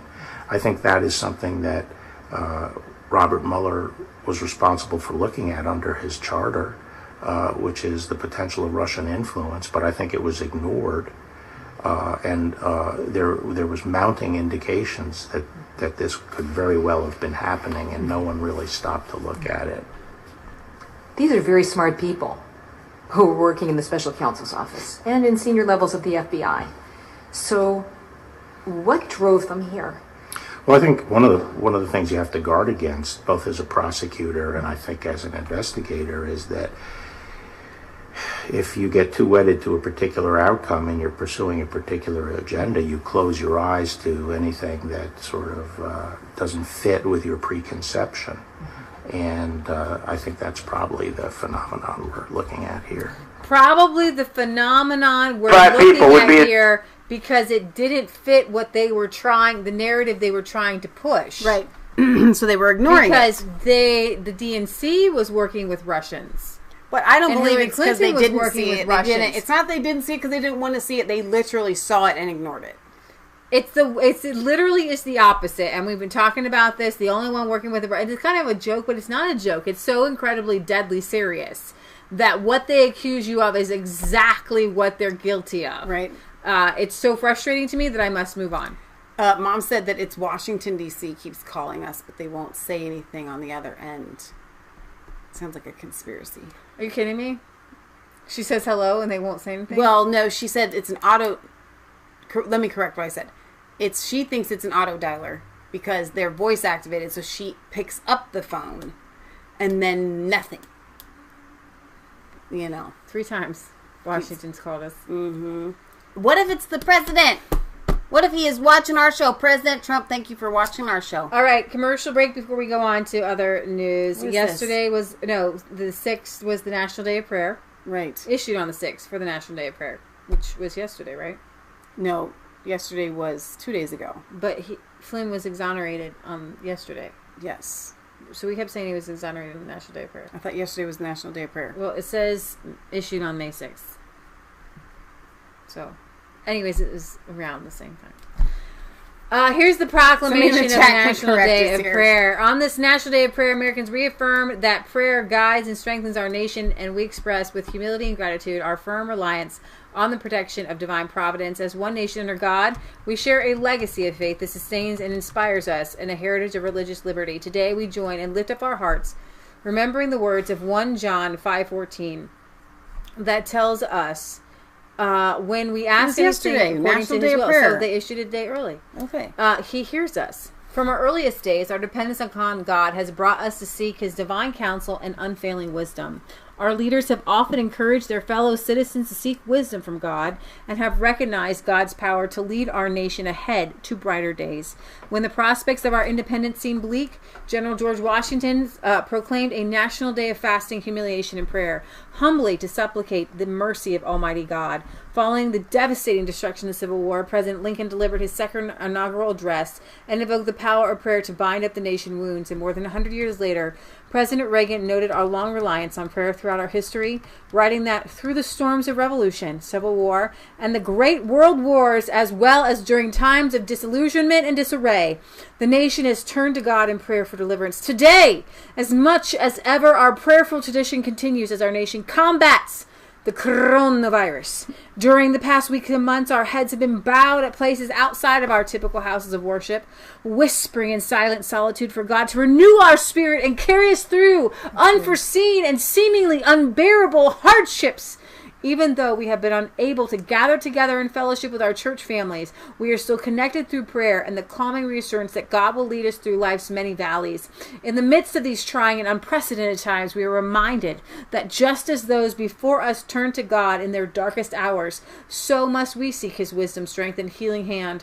We pray that he comforts those who have lost loved ones, heals those who are sick, strengthens those on the front lines, and reassures all Americans that through trust in him, we can overcome all obstacles. Amen. May we never forget that prayer guides and empowers our nation, and that all things are possible with God, Ohio's motto. In times of prosperity, strife, peace, and war, Americans lean on his infinite love, grace, and understanding. Today, on this National Day of Prayer, let us come together and pray to the Almighty that through overcoming this coronavirus pandemic, we develop even greater faith in his divine providence. In 1998, Congress, by public law, 1988, Congress, by public law 100-307, as amended, called on the president to issue each year a proclamation designating the first Thursday in May as the National Day of Prayer, on which the people of the United States may turn to God in prayer and meditation at churches, in groups, and as individuals. I, therefore, Donald J. Trump, President of the United States of America, do proclaim May 7th, 2020 as a National Day of Prayer. I encourage all Americans to observe this day, reflecting on the blessings our nation has received and the importance of prayer, with appropriate programs, ceremonies, activities in their houses of worship, communities, places of work, schools, and homes consistent with the White House guidelines for opening America again. I witness whereof I have hitherto set my hand this 6th day of May in the year of our Lord 2020, and on the independence of the United States, the 44th. Sorry. That's good. All right, so moving on to a very interesting story here. I know that it has rocked the world. A young man was shot jogging, a black man, and it's on video, by a father and son who are white, and it has sparked a huge controversy and outcry. And from the most I see, people saying that it's wrong and how sad it is. I'm going to take kind of a different angle to explain why I am moved to kind of bring light to when you focus on one issue, it's good to focus on if there's an injustice. But there's a narrative being pushed, and that is actually a very harmful thing. It has nothing to do with... But doesn't it take away from his life lost? I think so. So Donald Trump has talked about it. His name was Ahmaud Arbery. He was a Georgia man. And Donald Trump has spoken about this video that has surfaced, who was shot and killed in February. The video of the shooting was published this week, prompting outrage that the two men involved were not arrested weeks after the incident. Trump says the video was very disturbing. I looked at a picture of a young man. He was in a tuxedo, the president say. I would say that he looks like a really good young man, and it's a very disturbing situation to me, and my heart goes out to his parents and his family and friends. The two men, Gregory Michael, 64, McMichael, and his 34 son, Travis McMichael, were arrested Thursday on charges of murder and aggravated assault. It's a heartbreaking thing. It's very rough stuff. Trump appeared confident that law enforcement would further investigate the shooting and that Georgia Governor Brian Kemp would ensure justice was served. Justice getting done is the thing that solves this problem. I'm sure they're going to come up with exactly what happened. And let me just take his name and put him into Twitter, so you can kind of see the vitriol, the anger, the different thoughts that this young man's murder has brought to light. Now, I've seen people like Tim Pool come out and say there's just a video. We don't know the whole story. Okay, I've seen the Covington video. So this young man was jogging in a neighborhood. Video, and I'm not going to show you, which you can watch, that he gets shot and killed. But there were reports that there were robberies in the neighborhood and that he matched the description. We don't know what went on verbally or any altercation that went on between, when we have not heard yet from the father and son. And while it looks to be very, very disturbing, and it looks to be an open and shut case, everybody deserves their day in court. I would say that for anyone. Okay? It's all a lie. 2 white men arrested Thursday evening in the fatal shooting of Ahmaud Arbery told police they believed he was a suspect in a series of break-ins, but no such string of crimes was reported in the weeks preceding the shooting. CNN obviously is really upset about this. His high school football coach here gives it emotional. I will not get tired. I will not get tired until we get justice.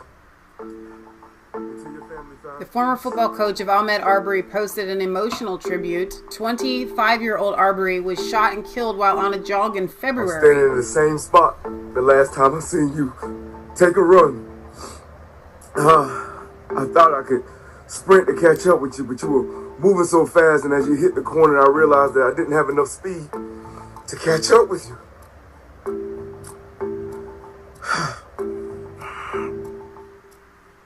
Arbery was jogging near Brunswick, Georgia, when police say 2 armed men started chasing him and was shot and killed after struggling with one of the men who had a shotgun. I want you to know this morning, Maud, that you got a whole community behind you.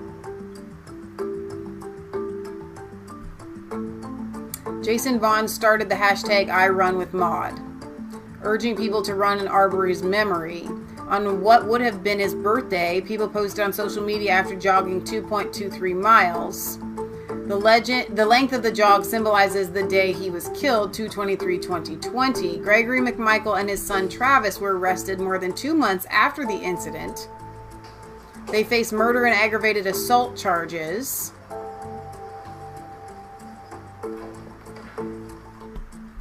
The father told police they thought he looked like the suspect in a recent series of break-ins. But police say there was no series of break-ins.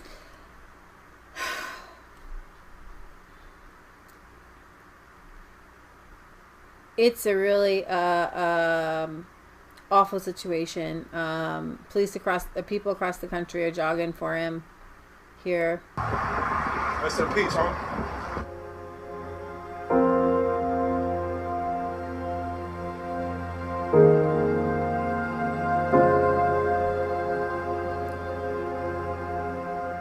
Regardless of happy birthday, Ahmaud! Even if this father and son thought that he was a criminal, we don't take we're gonna bring justice into our own hands, you know what I'm saying? Ever this is all in of us society. need to pull together for justice. I think it's wonderful that a community and everyone is getting behind what seems to be a huge injustice. That being said, I'm saddened by 2 things. I'm saddened that this has turned into a racial issue without any evidence to the sort other than people racially profiling that he was black and they were white. So that's racist in and of itself, for people to just judge and say, well, they must have just wanted to kill him because he was a black guy and they're white, and it had to be racism. They were wrong in their low lives, whatever, okay? Even if he raped their little daughter or whatever, you don't do this. You don't go out and just kill somebody, okay? So in that respect, they were in the wrong. Obviously, they killed a guy. Right. But I'm saddened by the fact that this has turned into a racial thing. I'm also saddened by the fact that there are so many lives lost from gun violence that are not memorialized like this. So we see the black community, they have black people shooting each other in cold blood all the time, and they're not running for them. So, and that's my point. It's a good thing, but to make this what this has become, honestly, is it itches something. It scratches an itch to make something a further racialing when we don't even know the details. If it was straight up racism, go the racism route. We don't know yet. Let me read you this. Jason Whitlock blasts LeBron James for saying blacks are hunted, and this is the narrative that's coming out. Exactly. Sports commenter Jason Whitlock bashed NBA star LeBron James on Wednesday for trolling Twitter and using the murder of Ahmaud Arbery to build his brand. Whitlock was incensed that James exclaimed that blacks are literally hunted every day by white people in his tweet lamenting the horrible death of the Georgia jogger. We're literally hunted every day, every time we step foot outside the comfort of our homes. That is weird, and that's not the truth. And for you to put that out there, and as Whitlock says, spreads fear and racism itself. James hyperbolically tweeted on Wednesday when social media began revisiting the February death of Arbery. Whitlock felt that James was making matters worse with his claims that blacks are literally hunted every day by white racists. This isn't helpful, because then you're just saying white people are scary and white people are the bad guys. And it comes in this full circle. Black people are scary. White people are scary. And then you just this huge racial divide. This is the Fox Sports Speak for Yourself host tweeted, "It's Twitter trolling. It's using this man's tragedy to build a brand as more outspoken than Michael Jordan. There are all kinds of ways to draw attention to this tragedy. Suggesting that we are hunted every day or every time is just poop stirring." After taking criticism for his scolding of the NBA star, Whitlock added another tweet explaining that James is a Pied Piper for a lot of athletes and should think harder about what he posts. If the goal is to promote justice for Ahmaud Arbery, LeBron's rhetoric doesn't promote justice. It promotes emotion and fear and enemies of justice. The enemies of justice. We can continue to promote emotion, fear, or we can seek justice. Certainly Arbery's case is a tragic one. But it's complicated by the fact that the McMichaels were the only surviving witnesses to Arbery's death. The elder McMichaels once worked for Glenn County District Attorney Jackie Johnson, calling conflicts of interest for prosecutors. And so I went ahead and in my own, as Michelle is saying the same thing, I brought this up. This is a homicides in Chicago. And this was purportedly, it looks like a homicide, a murder. Okay. Now I have to, we have to leave that open for the courts to go through all the way. Sure looks like it. Okay. But people are innocent until proven guilty. The video seems to prove it pretty easily. And it's awful and it's horrible and it could have been racially motivated. Sure. However, this is a list of every victim. This database is from the Chicago Times. Lists every name of every victim who was killed by another person within the city limits of Chicago. It is to be a comprehensive page compiled from information provided by different law enforcement, including the gun homicides. And let me just scroll through these. Robert Johnson, male, 44, black. Junius Thurston, male, 33, black. Morgan Park, shooting, male, 22, black. 16, Hispanic, black. There's a lot of black people shot here. Tons of black, one white person. Unknown. Black. Another white person.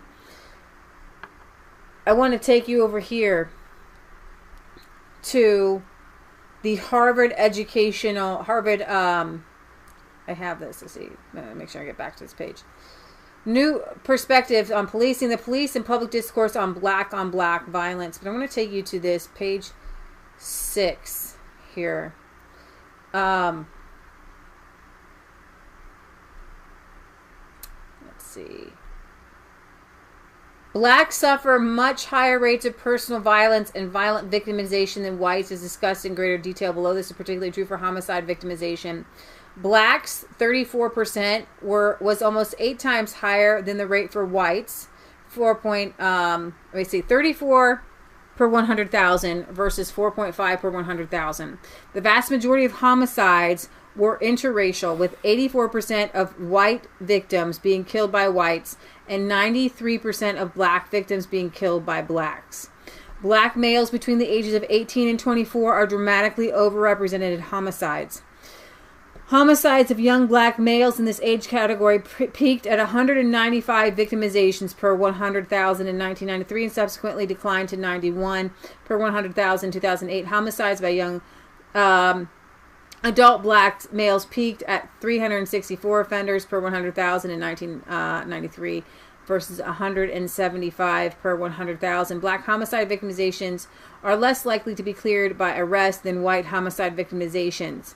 What that means is black men are constantly being shot by other black men, and those victims never see justice. Don't see justice. And I'm just wondering, whereas the white perpetrators are brought to justice. And I'm just wondering why people aren't running for the 163 victims of homicide in Chicago this year. And why is it that if black men feel that they are being hunted by white men, why don't we see those statistics? But certainly black men are hunted by black men in cities. Now, the article also liked to point out that because of the news and the media showing homicides, you get an overarching belief that black men are scary and gang members. Mm-hmm. And that has to do on the heart of the media. Right. Because if I turn on channel 5, 10, or 5, 9, and 12, I'm going to hear about usually gun violence victims. If I go down to University of Cincinnati, I've talked to many doctors and nurses down there.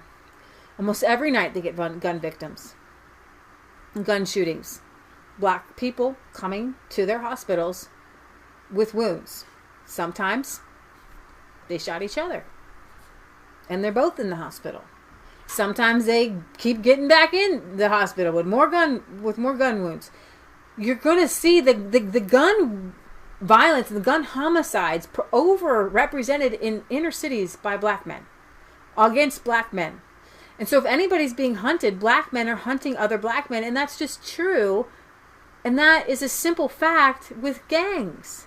Well, it's a gang initiation. You've got you guys, there's Bloods and there's Crips, and in the music it even talks about it. I'm going to go up and pop the guy and blah, blah, blah, blah, blah. I mean, YouTube says I can't be monetized, but they monetize black gang violence rapping songs on YouTube. Totally monetized. Well, and I'll tell you something. You got 2 white girls in, suburbia here that are fighting for you guys in the inner cities. And we are fighting for the system to change.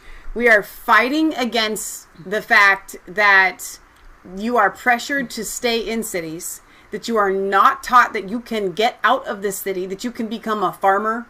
Look at the football players that have become farmers, the black football players. It's amazing, right? They are free, okay? We are fighting against population control in black communities where they disproportionately put Planned Parenthoods in the hood to kill you off.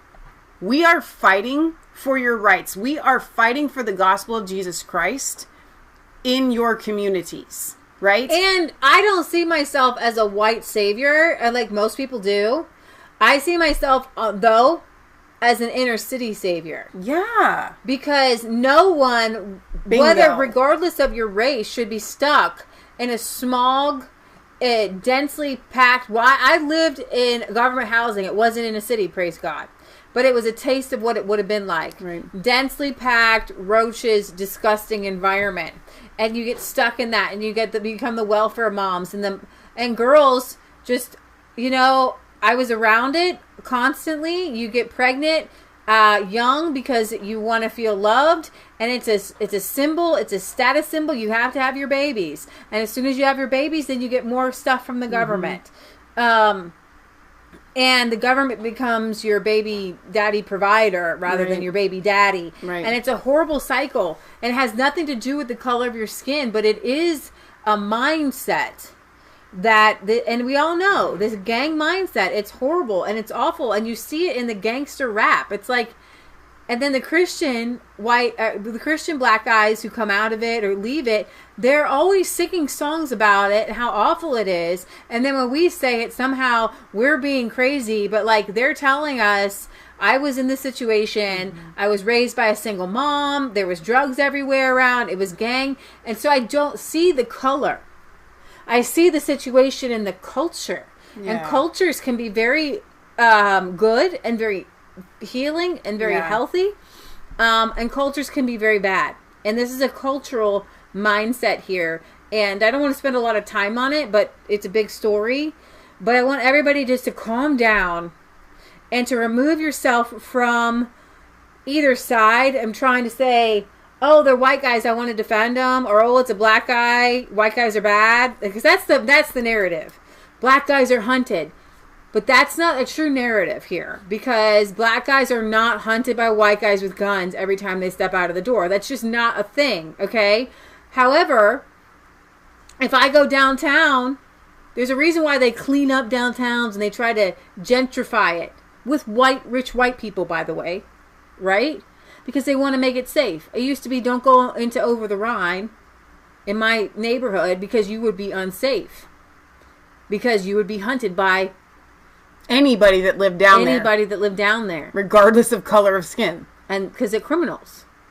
We used to go down there shopping, and if one of us was in the car, you know that whether it's a white person or a black person, somebody's going to be banging on your window, and they're going to be asking for money. Okay? And regardless of color of skin, a lot of times when you said no or you ignored them, they got angry.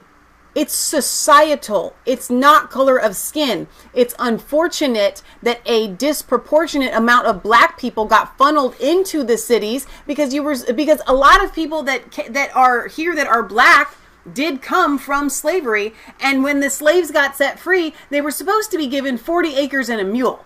If that had happened, if that kind of justice had happened, then you would see most black people out in the country. Okay? But now it's because living free. Because the farms they were able to get were stripped through cottonseed. The only things that they could grow well would be the greens. This is why a lot of the black people eat greens. Give me some greens. Because the collard greens and the kale and things like that, they would grow in poor soils. Right. And then it was out, it kind of got out that you poor people farm. Well, actually, no, rich people farm. Okay? Right. So I'm going to move on from this story. We will try to bring you more as it unfolds, but when it comes to murders, and this was a murder, it takes a long time for the evidence to come to light, and people already form their opinions based on the media feeding them information. So if I were you, just start researching. Okay, I want to talk about coronavirus craziness and people getting so upset with the restrictions that they're becoming violent. Okay. So 3 teenage McDonald's employees in Oklahoma City suffered gunshot wounds when a customer opened fire because she was angry that the restaurant's dining area was closed because of the coronavirus pandemic.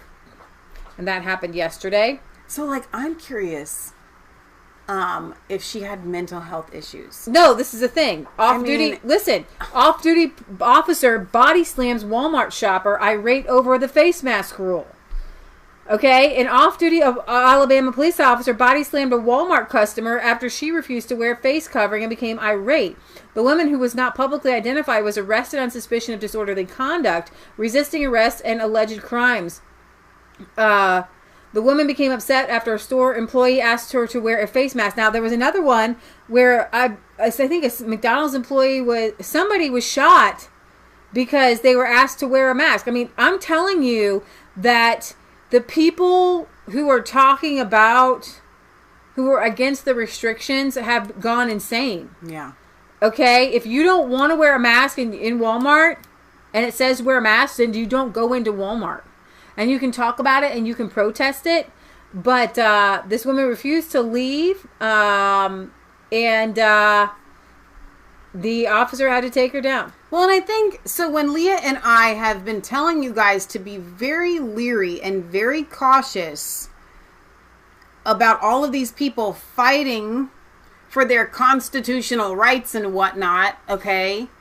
It's not that we are against fighting for your constitutional rights, but something in the midst of this, anger has risen to fishy. Very dangerous levels, and I think that they're poking you and prodding you, trying to elicit a result, because it bodes in their favor when they can tip you over the edge, right? And we're not talking about solid protesting, sane protesting. I'm just not going to do it. When they can tip you over the edge into doing these kinds of things, then they have won the battle, because now they have won it in public opinion where, well, we must really need these things because it's all these crazies, right? Did I show you that are against it? Did I show you the guy pushing the park ranger into the lake? Oh, for crying out loud.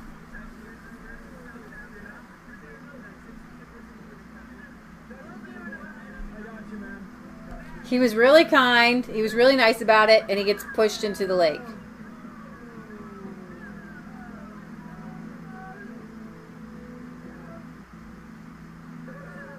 He was just asking them to social distance more.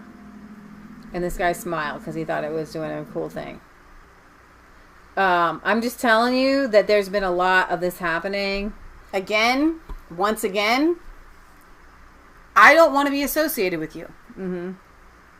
I don't want anybody to think that I'm on the same cause as somebody that would assault an officer that has not provoked or assaulted another person. So, in this environment, it certainly isn't going to take much to push law enforcement officials over the edge either. Americans were stunned when footage emerged from a New Jersey police officer relentlessly beating men with their batons for violating social distance rules. We saw this footage from the street fight on Tuesday afternoon shows a Jersey City police officer who is white repeatedly hitting a man who is African American while he's pinned to the ground. And now after this, they're calling for cops to be fired. The clip filmed by a witness captured the man trying to raise his arm to protect his face. You're going to show this video? I'm just going to let you know that it happened. Okay, don't show the video. You're showing the video. I'm not going to show the video. You're showing it right now. I'm closing it. Calm down. Sadly, more wild scenes on these streets are probably going to be seen in the months ahead. They've created craziness on both sides. Virtually the entire country is in a really bad mood, and unfortunately some people will choose to resort to violence. We talked about 3 workers in the McDonald's were injured by gunfire in a scuffle that appeared to be started because the restaurant's dining area was closed. As our world gets ever crazier, more people than ever are going to be going off the deep end. And I don't want you to go off the deep end, which is why in your comments, when I see you talking so crazily, I'm trying to tell you that if they want to control you, but you're not understanding that with your anger at them, they're happy about it. Mm-hmm. They want you angry. They want you upset. They want you protesting because they want to put you in a box. They want to get you out. They want to see who you are so they can identify who you are. I want you to stay stealth. If you're angry, I want you to pray. I want you to do silent protests, Facebook protests. I don't want you to go out there and be identified like that because I think that they're going to put trackers on people, okay?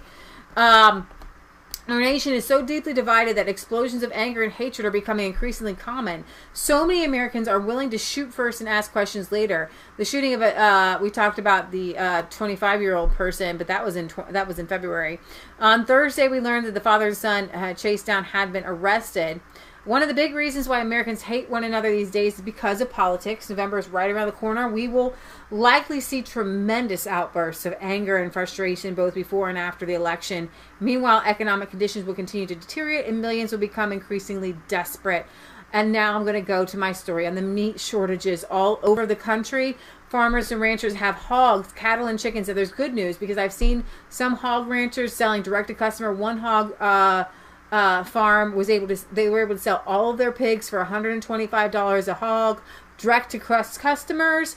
One milk farmer, dairy farmer, was able to bottle up all his milk and sell it, but that's not the case. I'm going to show you some of that. They are killing animals that they can't get to the meat packing facilities because the meat packing plants don't have enough workers as they are getting sick and have heightened anxiety. The grocery shoppers and restaurants can't get their typical cuts and supply of meat. Major grocers, including Kroger and Costco, have added purchase limits this week for meat to prevent hoarding and help keep it in stock. Michelle doesn't have my phone on my phone. I have your picture. Oh, did I send it to you or you can bring it up? Matt and I went to Sam's. Oh, here, I can just pull it up on here. And I used it actually in the thumbnail. It's the small little picture in the thumbnail. There was no meat. I'd never seen that except for on the first rush, right? Mm-hmm. There was no meat. I was like, Kansas, good thing we don't need any meat because, like, legit, the only thing here are like 10 giant expensive cuts of salmon. There was no hamburger. There were no steaks.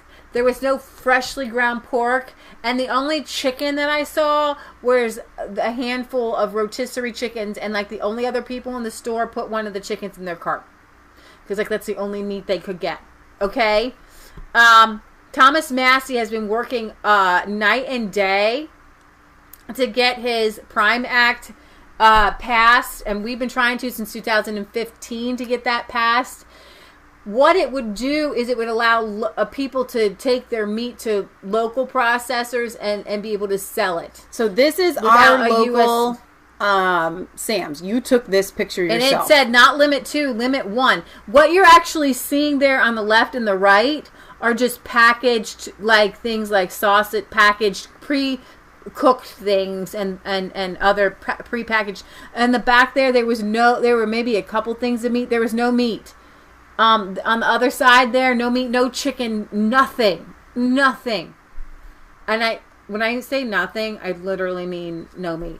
There was Baker none. Mom says only lunch meat available here. Barry wants us to make some British Cumberland sausages out of our pork. We will love them. Mm-hmm. Sandra says, so far we have meat here. There was very little chicken last week, but they have some this week. Now this is sad. Close your ears if you don't want to hear it.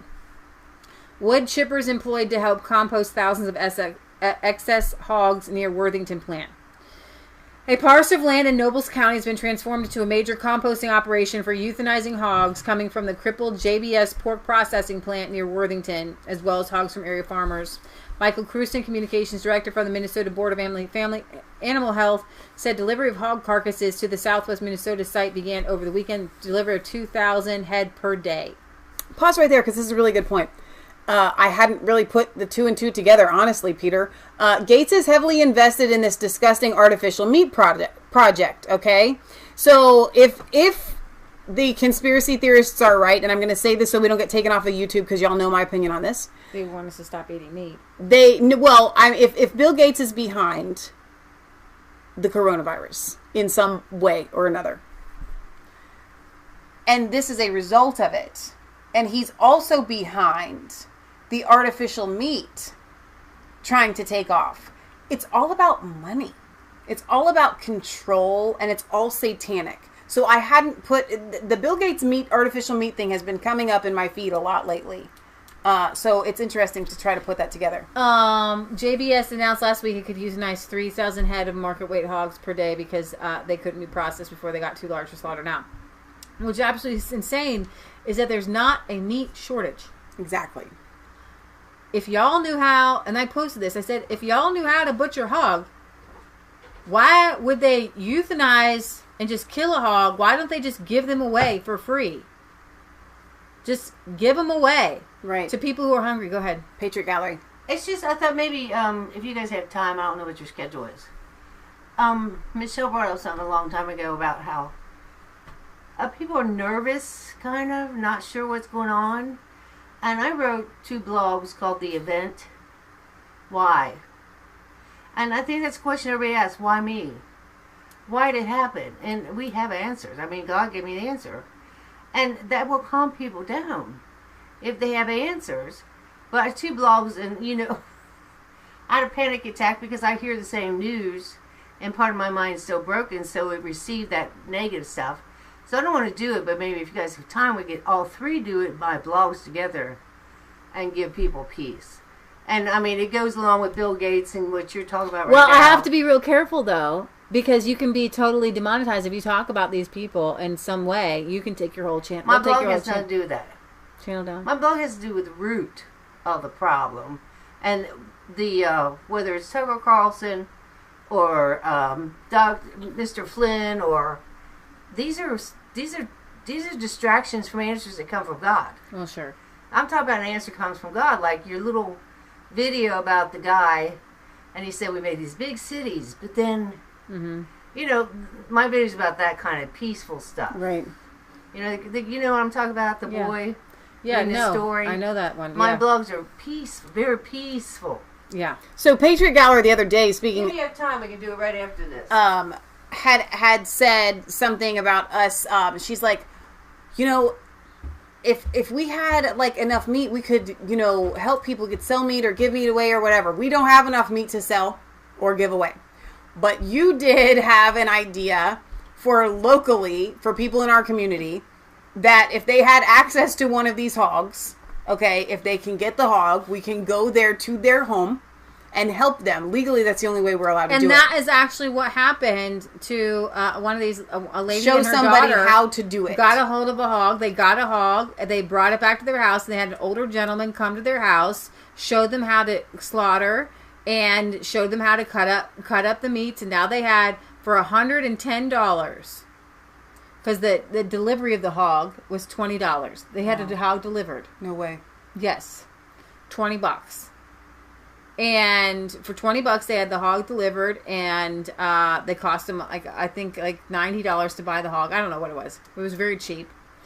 And the older guy helped them to cut it up. Amazing. And there's tons. All we did was watch. We went to the Amish. We watched them do it 2 times, and we watched YouTubes on how to butcher it. And it took some time. It's helpful to have a meat grinder. It's helpful to have the meat bags, but it's not necessary. It is almost, if you don't have, what we have is a large thing of butcher paper that will last a very long time, and you get some masking tape, and you watch the YouTubes and you make the cuts, and you have a good saw and some good knives, and dang, guys, if you're hungry enough, you just cut the meat out and you eat it. I mean, it's that simple. Some of our cuts don't look good. They don't. It's just we watched the video on how to make some of the cuts to get the bones in the right place. You don't have to make ham. You don't have to make bacon. And you don't have to make sausage, okay? It's meat. You can eat it. And it actually, when you do it yourself, it's so much better for you. Right. Thomas Massey here... Thomas Massey's Prime Act. Meat shortages are coming unless we deregulate the industry. And it's so funny. I've saw a lot of comments like it's not regulation. You guys don't understand. What Barry kept saying, why can't you sell your sausage to people? And I said, because of regulation. Why can't I sell my meat? If I butcher it, I cannot sell it to you. What I can do is I can have you here. You can pay me for that hog. And as long as you are paying for at least half of it, I can keep half of it, and you can keep half of it. And we can butcher it together. And we can butcher it here. Okay? And you can take it. Right? If you're here and we're doing this together, and you own half of it, it's yours. Interestingly, here in Ohio, we are allowed to give meat away. The Ohio law actually it can only be consumed by your family. Oh, really? Because there are that's what I was getting to. Then there are pork and states. beef. There are states where you aren't where you are allowed to give meat away, and well, states where and you are what's not very allowed to give meat interesting away. is that there's no it's because the USDA has a corner on the market. It's all about money. So, and control. Because pork and beef and chicken are USDA regulated, which is the United States federally regulated, those are more strict laws. Now, I can butcher up to 1,000 chickens, I think, on my property and sell them from my property. The beef and the pork, not so much. But what's very interesting is that deer meat, there are no USDA inspectors for deer meat. And so I can cuts give of that away all day long. I don't know if you can sell it. I think you can. I think you can certainly give it away. And I know that you can give it, deer hunters can have it processed at a deer facility which doesn't have a USDA person on the floor, and they can give it to food banks, and because the food banks give that away. So it's very interesting. I know that to do bison, there's no USDA regulator for bison. And why? Is bison and deer meat less dangerous than beef or pork? They would have you believe that, but no, it's all about lobbyists in Washington and money. So let me explain a little bit about Thomas Massey's PRIME Act here. The PRIME Act stands for Processing, Revival, and Interstate Meat Exemption Act. The proposed legislation lifts restrictions on over 1,000 mom-and-pop meat processing plants that are currently restricted. They're actually randomly inspected, but they don't have a full-time USDA guy on the ground. We get our meat a lot of times from one of these mom-and-pop places, and it's stamped not for resale. It's perfectly just as good as any other place. Actually better and more sanitary than the guy. The USDA people are at the plants that have processors, slaughter guys standing right next to each other in these giant places. And these mom and pop places are way more sanitary, way more clean, and you can trace things back there. So these mom and pop places are currently restricted from supplying restaurants, schools, hotels, and the like. Yes, you read that right. The American people are reliant on a handful of big businesses that have long enjoyed significant advantages thanks to regulatory bloat. The bill has been sitting in the House and the Senate for nearly a year, meaning with enough political will, it has the potential to be fast-tracked to President Donald Trump. Massey has proposed this common sense solution for years to no avail. Apparently, nobody was willing to listen. But ever since Tyson Foods, and we have an interview with Thomas Massey talking about this. Michelle can drop a link. Maybe one of you guys can find it. We did the food freedom thing. We now have met Thomas Massey. Now Thomas Massey knows who I am. You're the girl from Twitter. It's very cool. It was a very great moment for me. But ever since Tyson Food Board Chamberman John Tyson warned the supply chain was breaking and President Trump ordered meat processing plants to stay open, Massey could no longer be ignored. This food supply issue is critical to public health and the economy. Thousands of processing and farm jobs are at risk, not to mention businesses that sell meat and the employees who depend on those businesses. Massey, who raises cattle, has multiple patents to his name and a master's degree in mechanical engineering from MIT. He knows what he's talking about. He's been leveraging that expertise to warn Americans that food shortages are coming.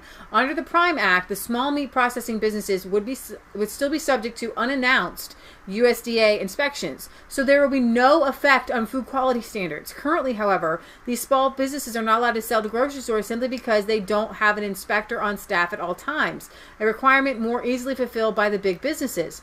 The bill would also give the states back enough authority that interstate distribution of custom slaughter meat could take place. Right now, you're not actually supposed to take it to another state, which is really weird. From farm to table, as long as the meat doesn't cross any state border, the distribution would be free of federal regulation. Not only would this allow for flexibility and resilience in this industry, but the vulnerability to contamination would be better mitigated. For example, if contamination were the result of a virus among the animals, it could be easily contained. It's more than a little ridiculous that in the land of the free, these are the reasons behind the food supply chains breaking and animals uselessly killed by the millions. Let those small meat processors fill in the gaps so we don't have the dangerous situation that we're euthanizing animals instead of using them for food.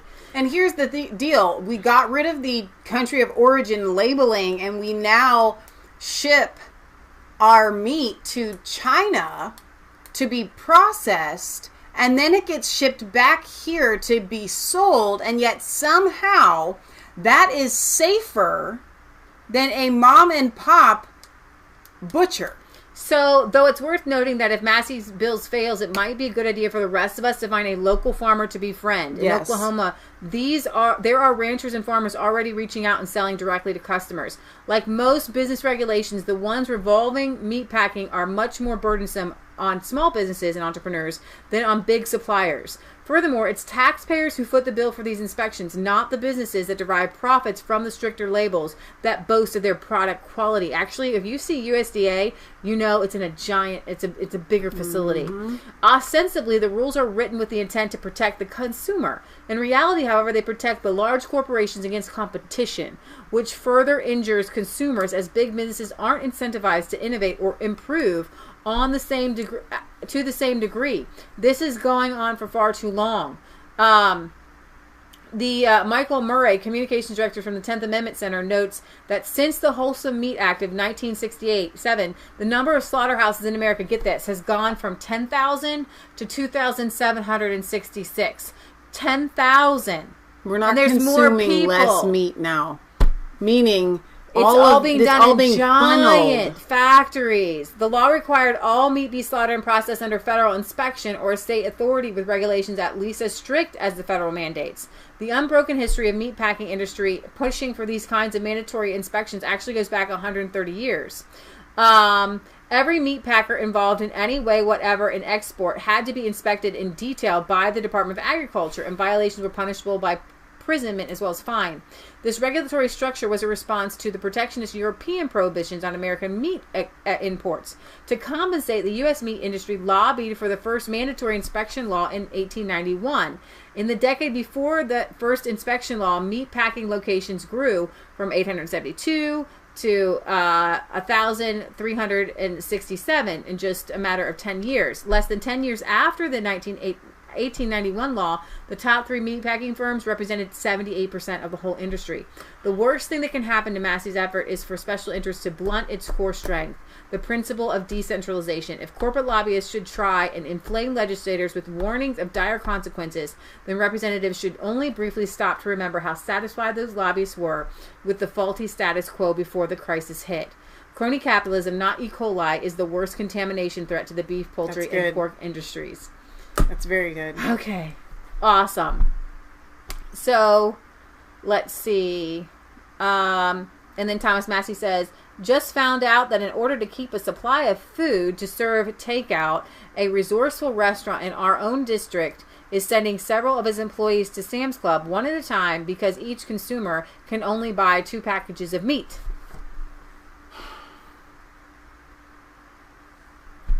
Wow. Crazy. That is crazy. And then you even have CBS here. The meat supply chain is broken, and they are likely to last during the coronavirus pandemic, but they don't need to. Right. Because the meat itself isn't contaminated. And I guarantee you, the farmers and the farms are not contaminated because it's in the cities. So what Trump tried to do was issue an order that these processing plants had to stay open. But the reason why they shut down was because they were being overrun by the virus. People were getting sick, and you can't sell meat that's being packaged by people that have coronavirus. What Trump should have done, and what I am asking Trump to do, is to allow the big conglomerates to shut down and help and put pressure on the legislators to pass Massey's Prime Act so that the mom and pop butchers can take over. Now, you had said to me the other day, Leah, that you read somewhere that a guy that had to close down because of regulations, his butchering place, whatever you want to call it, shop, could be up and running in what, 10 days? Something like that? Like some ridiculous amount of time. Like, listen, maybe it wasn't you if you don't remember that. I must have heard Thomas Massey say that in his interview with Glenn Beck. He said, I know a guy, he can be up and running in 10 days. He's got all of his stuff. He's ready to go. How many other butcher shops, slaughterhouses, whatever you want to call them, could be, that were shut down, could be up and running if this would just pass? It needs to pass. So, have you guys heard of the murder hornet? Now, close your eyes if you don't. Oh, Leah, you're gonna play that? Yeah. Well, because sports have gone away. Oh my gosh. They have now found that the praying mantis will eat the brain out of the murder hornet. Now, who decided that this would be a great thing? I'm not watching. To even try. I literally shut it off when I was don't know. I can't watch the rest of it, but I'm just letting you know that there is hope for the murder hornet. Oh my gosh. So, on Periscope, we are asked by Story, does the Prime Act have much opposition? Yes. A ton of it. But not from legislators that care. Mm-mm. From legislators that are being bought off by lobbyists. So Thomas Massey, when we spoke with him in January, said that it is actually big meat. There are big meat lobbyists who are very much against this, and it's bipartisan. On both sides. What I do believe, though, is it's going to bring the cattle industry around, which has been decidedly against Thomas Massey because of this. Right. Because now they're having to do things with their animals that they wouldn't have. They're just killing them. And now Thomas Massey is giving them a helping hand, saying, we need these small processors to open. The big cattle don't want the smaller ranchers to be able to sell and compete. And it's wrong. And there's a corner on the market. But yeah, if there's any more questions, go ahead and ask.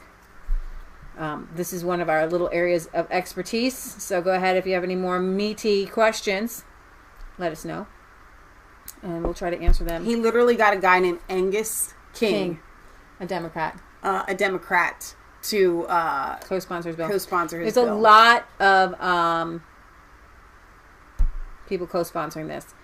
I just want you to know, boycott Costco is trending because they're making people wear masks.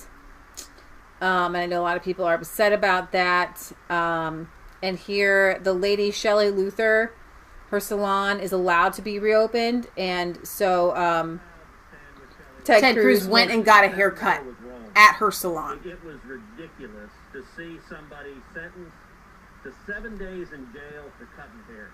That's not right. That's not justice. That's not Texas. And I got to tell you, Shelley, when she spoke up, she wasn't just speaking. Oh, we can't hear him. They can't hear him. Oh, really? No. Only you and I can hear him. Sorry, we're going to play that again because our speaker went off and we were just hearing it out of the TV here. That's okay. He's kind of muffled. He is muffled. You can barely hear him.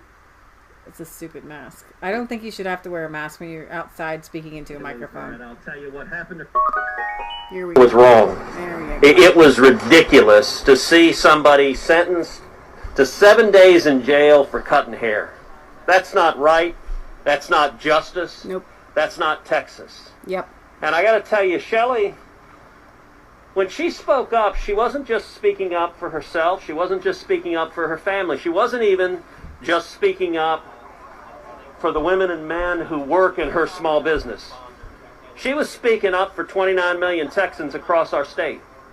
She was speaking up for justice. And I have to say, I watched the exchange in court where the judge demanded that she apologize to the elected officials for daring to open up her business. And I was disgusted by what I saw. I actually kind of like the feather look that she gave In the United States, it's nice. Elected officials don't have the right to demand of citizens that they apologize for anything. That's not the way our system works. And I got to say, to see Shelley respond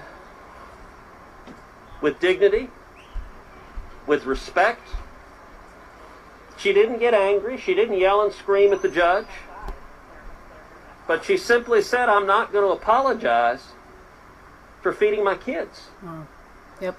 I'm not going to apologize for the people who work with me who need to feed my kids.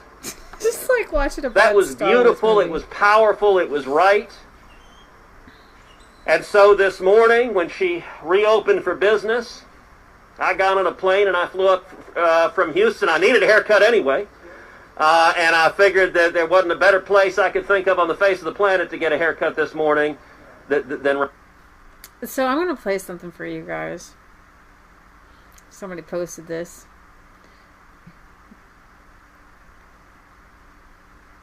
Where is it? Okay. I think it was a Gateway Pundit article, maybe.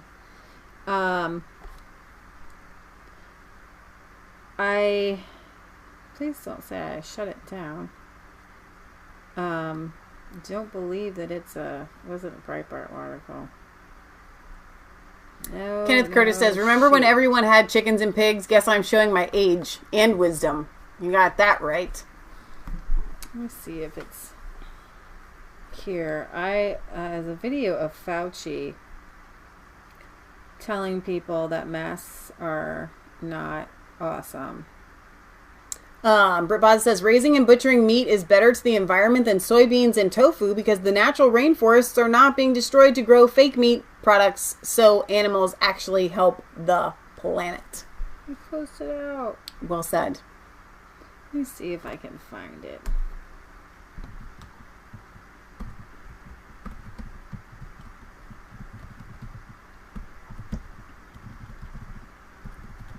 It was a video of Dr. Fauci saying masks are not helpful. And you don't need to wear a mask. The story says, just killing the livestock has got to be difficult. I can't imagine prayers. And that's the thing. So when we're talking about the livestock and them euthanizing these animals, it's not from a bleeding heart of we're killing the animal, because the animal was going to be slaughtered anyway. Right. It's the fact that we take, here at God's Little Acre, we take raising our animals and having to take a life from them very, very seriously. Yeah. Kansas always prays before he does the deed, and it's a very spiritual moment for us. And okay, hang on. No, you hang on. Let me finish my thought. And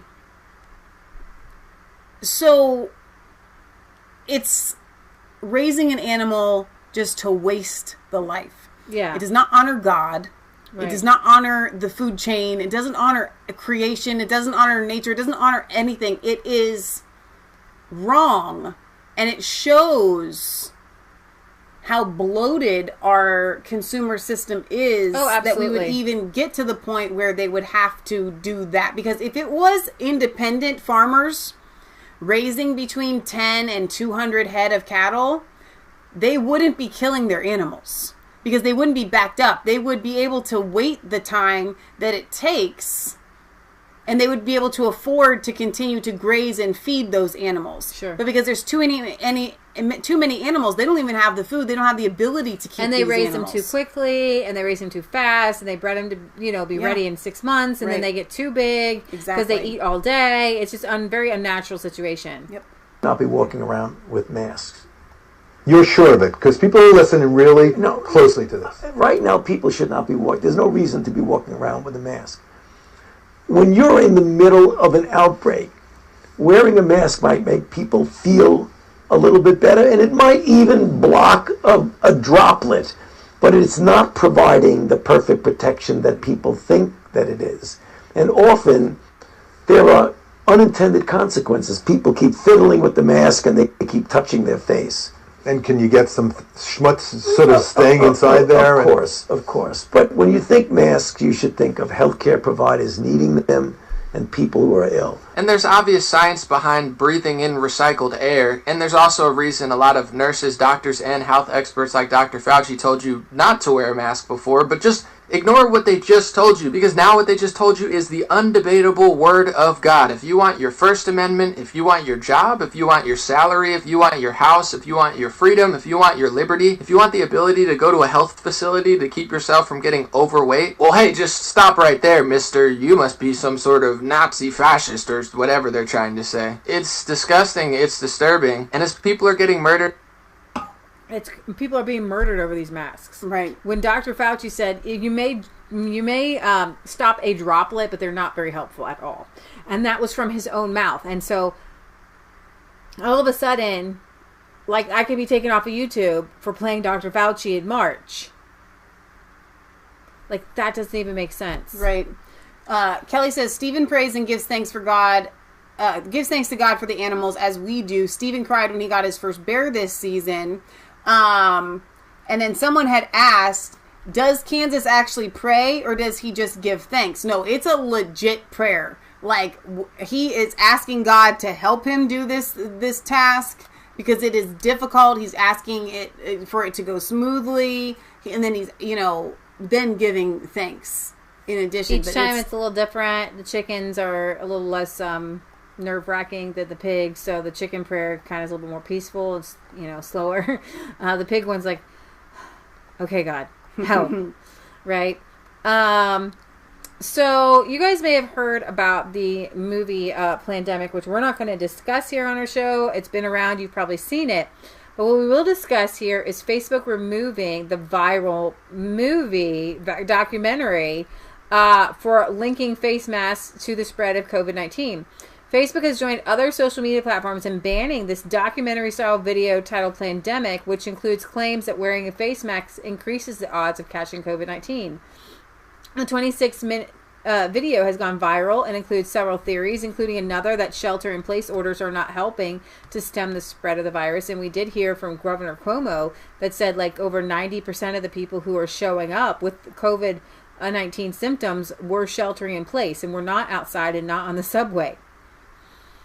So Scott Adams said, do you think that it could be a vitamin D deficiency? I don't know. The video also claims that the coronavirus, which emerged December 1st, 2019 in Wuhan, China, was invented in a laboratory in order to make money for pharmaceutical companies peddling vaccines.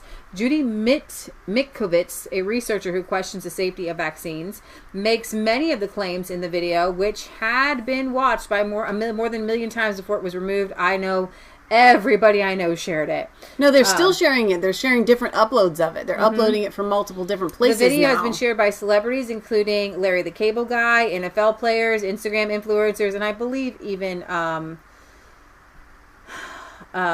what's her name from 3 Men and a Little Baby? The actress. Oh yeah, Kirstie Alley. Yeah, she's like a truther now. Suggesting that wearing a mask could make you sick could lead to imminent harm, so we're removing the video. YouTube told even though Fauci said it, kind of. YouTube told CNBC the video was removed for making claims about a cure for COVID-19 that is not backed by health officials. And then you have, I think did I share it? More than 60 conservative organizations call on Facebook to scrap its oversight board. So there's a new oversight board at Facebook, even though there was one, now there's more, and there's another one. It's politically skewed oversight board if it's unable to provide an adequate balance of political viewpoints. The board, known colloquially as the Facebook Supreme Court, will have the power to overturn acts of censorship by Facebook. However, its membership is packed with progressive and left-wing figures, including Soros-funded activists, the former editor-in-chief of The Guardian, and a left-wing academic who once praised an article comparing Donald Trump to Adolf Hitler. The conservative organizations, which include Media Research, American Spectator, Act for America, Eagle Forum, and many others, have issued a statement calling on Facebook to scrap this oversight board altogether. Conservatives warned from the start that any new oversight mechanism was fraught with danger. Our fears were well-founded. This new board will damage Facebook more than it can imagine. We had cautioned that the oversight would be too international and unwilling to embrace America's First Amendment ideals of free speech while embracing an internationalist construct pleasing to the radical left and likely to make Facebook's restrictive content policies even worse. I'm having friends constantly posting on, why was this taken down? And I'm not a conspiracy theorist, but like everything is being like totally censored. And I made a big long post and I said, welcome to the club. Okay?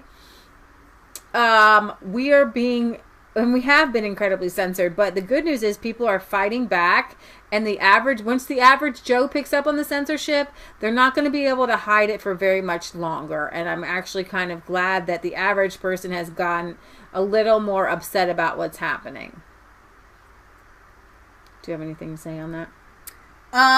Yeah, I guess for me, what can I do? I'm just little old me, when it comes to the censorship and everything that we've received since Charlottesville. And we've done an appeal to heaven. And I know that God is orchestrating this entire situation that was nefarious evil means were behind everything that's happening right now. Right. And what they meant for bad and the things that they actually continue to mean for bad, God is turning around on a massive scale. And their plans will be foiled and are already being foiled. Right. And so God's doing it all. But it is very heartening to hear that other people are actually doing something about it. Yeah, and I'm really excited. You know, I have another article here that says hunting increases as fears of meat shortage rise. But we're also seeing the mainstream media being exposed and other people seeing it because they're not at work. CBS News caught broadcasting fake coronavirus footage for the third time. Come on, For the CBS. third time. You would think that, you know, YouTube would kick them off, like Alex Jones, right? Because of the whole crackpot, you know, Sandy Hook thing. But no.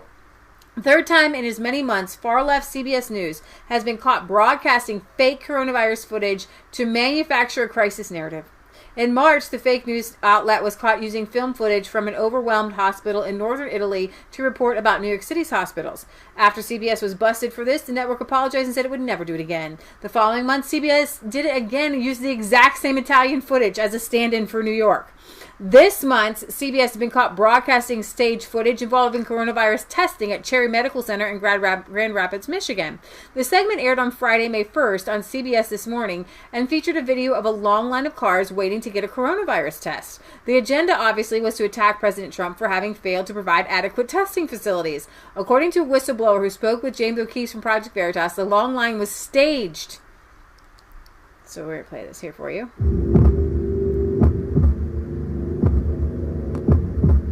You're telling me you're 100% certain that CBS News Corporation, National, staged a fake event. They faked the news. They faked the reality and broadcasted that to all of their audience last Friday on CBS This Morning.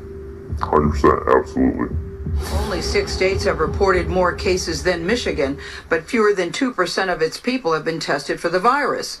In our series on the state of coronavirus testing, Adriana Diaz shows how Michigan is trying to improve a system that has failed some of its people. But the governor says testing, above all else, will help determine when to fully reopen. Apparently, the news crew wanted more people in the line because they knew it was scheduled. Well, we knew they were coming. We had no clue that we were going to have to, like, do face patients. Did she tell you guys, like, hey, you're not actually getting tested? Yeah, she did. Well, just to make it easy for the meals because they were right there. That's crazy. Well, I didn't see you guys do the swab at all. I just saw you talking to them. And then I was talking with the other girl. There were a couple of real patients, which made it worse. They probably just wanted it to look busy. It's my guess. Is this the fake line? Yes, yep, that's it. So the people in the cars are not patients? Majority of them. I do know from talking with the testers that one or two of them were real patients, which added to their frustration because this line sat there for a while so they could organize the shot. So they've made a line of cars with medical personnel on the cars as opposed to patients. Correct. And the viewer does not know that. Correct. You shouldn't be afraid to say the truth because in the end, truth always wins. They staged it. So here's the deal. Because we do videos and we do things, you do set things up so that it is the optimal shot of what you are trying to show. Okay? But you do not fake what you are trying to show. Okay? If they just wanted the right angle, You can't, it's already fake when you try to get a right angle, because I don't know if you've ever seen people take pictures of something. If it's lined up just like this, it looks like there's a lot of people in line, but when you step back, it's really spaced out. You know, that's fake news. But when you are literally asking the medical workers to get in their cars, I mean, it's unbelievable. It's absolutely unbelievable. All right, guys. So we're gonna sign off here. Maybe get together with Patriot Gallery. We'll see what's going on there, and bring you some. Well, Mom wants me to read it a little bit. So our friend Catherine says, "Okay, now wait a minute. Why would anyone listen to Michigan's governor about anything at all ever?" It's a very good point, Catherine. And that, you know, and she's the same person who's, you know, said you can't go buy seeds. Right. It's crazy. So, Patriot Gallery has 2 blogs. Now, if we're going to read them, I'm just going to read the intros if we're going to do a little show segment after this. But she says, this happens with every invention. Once wind takes the news on the airwaves, that you can make a lot of money. Money from almost every person on earth by breaking the 10 Commandments and disregarding the rights of the citizens. Every evil person went into inventing new gadgets, appliances, cars, etc. No one is immune, because those in government are open to bribery, personal paybacks, rewards, plus new ways to tax people, increasing the government's income. So how can people be so evil? It started with one invention that involved everyone, denying the rights of others. Businesses everywhere get huge wealth by taking money from millions of people. The people who are not making money off of millions of people have less and less real wealth. It is all going to the inventors and the businesses and governments. So her first blog right there is titled, Why Did Event Happen? Let's Evert Inside. I think that's right. Now, the next one says, to the point, there are limits to our food system, which should not be a system at all. We should be our own farmer, know our farmer, or know someone who knows a farmer. Small local food sourcing. I'm not talking about trade that has historically been done from far away places to provide things one can't grow in their area, but for much of what we need, it can be grown locally. The cheapest and best way to source meat, if you cannot grow your own, is to invest in a simple chest freezer and buy a half hog or side of beef and have it cut to order. That way you don't have to worry about running to Kroger every 5 minutes. Why did the event happen? Let's evert Inside Out, the house part 1. So we'll sign off here. And I guess maybe Leah can read the blog while I make dinner. Yeah, that's fine. Actually, I'll probably do I won't just be reading the blog. I will take you to another realm. I'm going to take you to another realm. And I think we're going to title this The Upside to COVID-19. Yeah, you had wanted to do that in today's segment anyway. We didn't get a chance. Exactly. And I'm going to read to you the blog that Jill Soliton wrote yesterday. Good. And I'm going to play for you a video that actually brought tears to my eyes. And I'll have Michelle cue it up so you don't have to watch it behind me, because it's really important. I played it for our friend Catherine and Jesse. And I'm going to find that video. And I'm going to show you guys how God can take this and move everything and kind of use this as a time to rearrange. Right. So let's say a tree falls on your house and does some damage. Now, some water damage, some furniture's damaged. Would you go around saying, I'm so excited I had a tree fall down on my house? No. But after the tree is lifted, yeah, okay, you might say, wow, I got a new roof. That was good. I rearranged, I remodeled, I repainted. My house, after the tree, looks better, and I was able to do things that I wouldn't have been able to do before. Great analogy. Okay, so I'm not thankful for the virus, but that maybe it made us so that we can rearrange and clean and remodel in areas that needed to be done anyways. Good. That's right. All right. You should have to repeat that again in the next segment so it goes with it. We have a P.O. Box. 107 Milford, Ohio, 45150. If you send us your letters, we will read them on air. Mm-hmm. So give us about 10 minutes to get all this queued up. We'll sign off here and come back with our leaves on my potatoes because it's going to get freezing. Oh, then maybe 15 minutes. I don't know. Mm-hmm. Yeah, we'll see. You all may not know, but Leah's one of those people.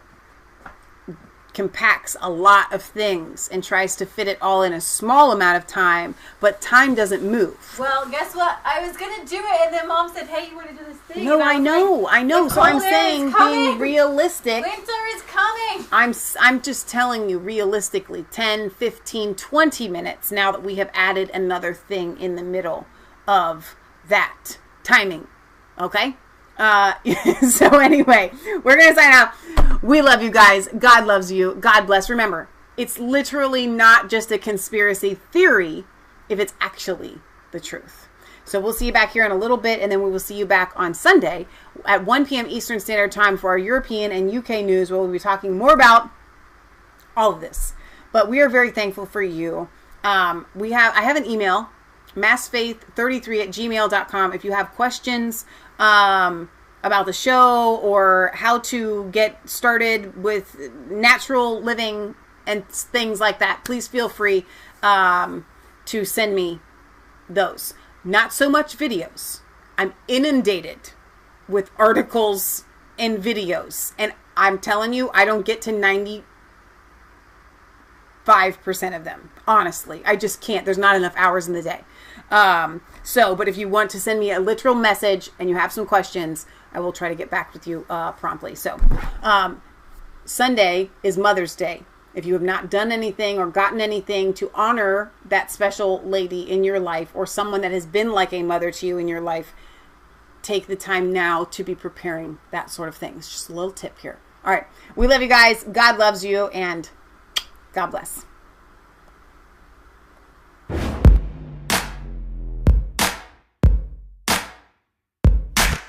I was cold.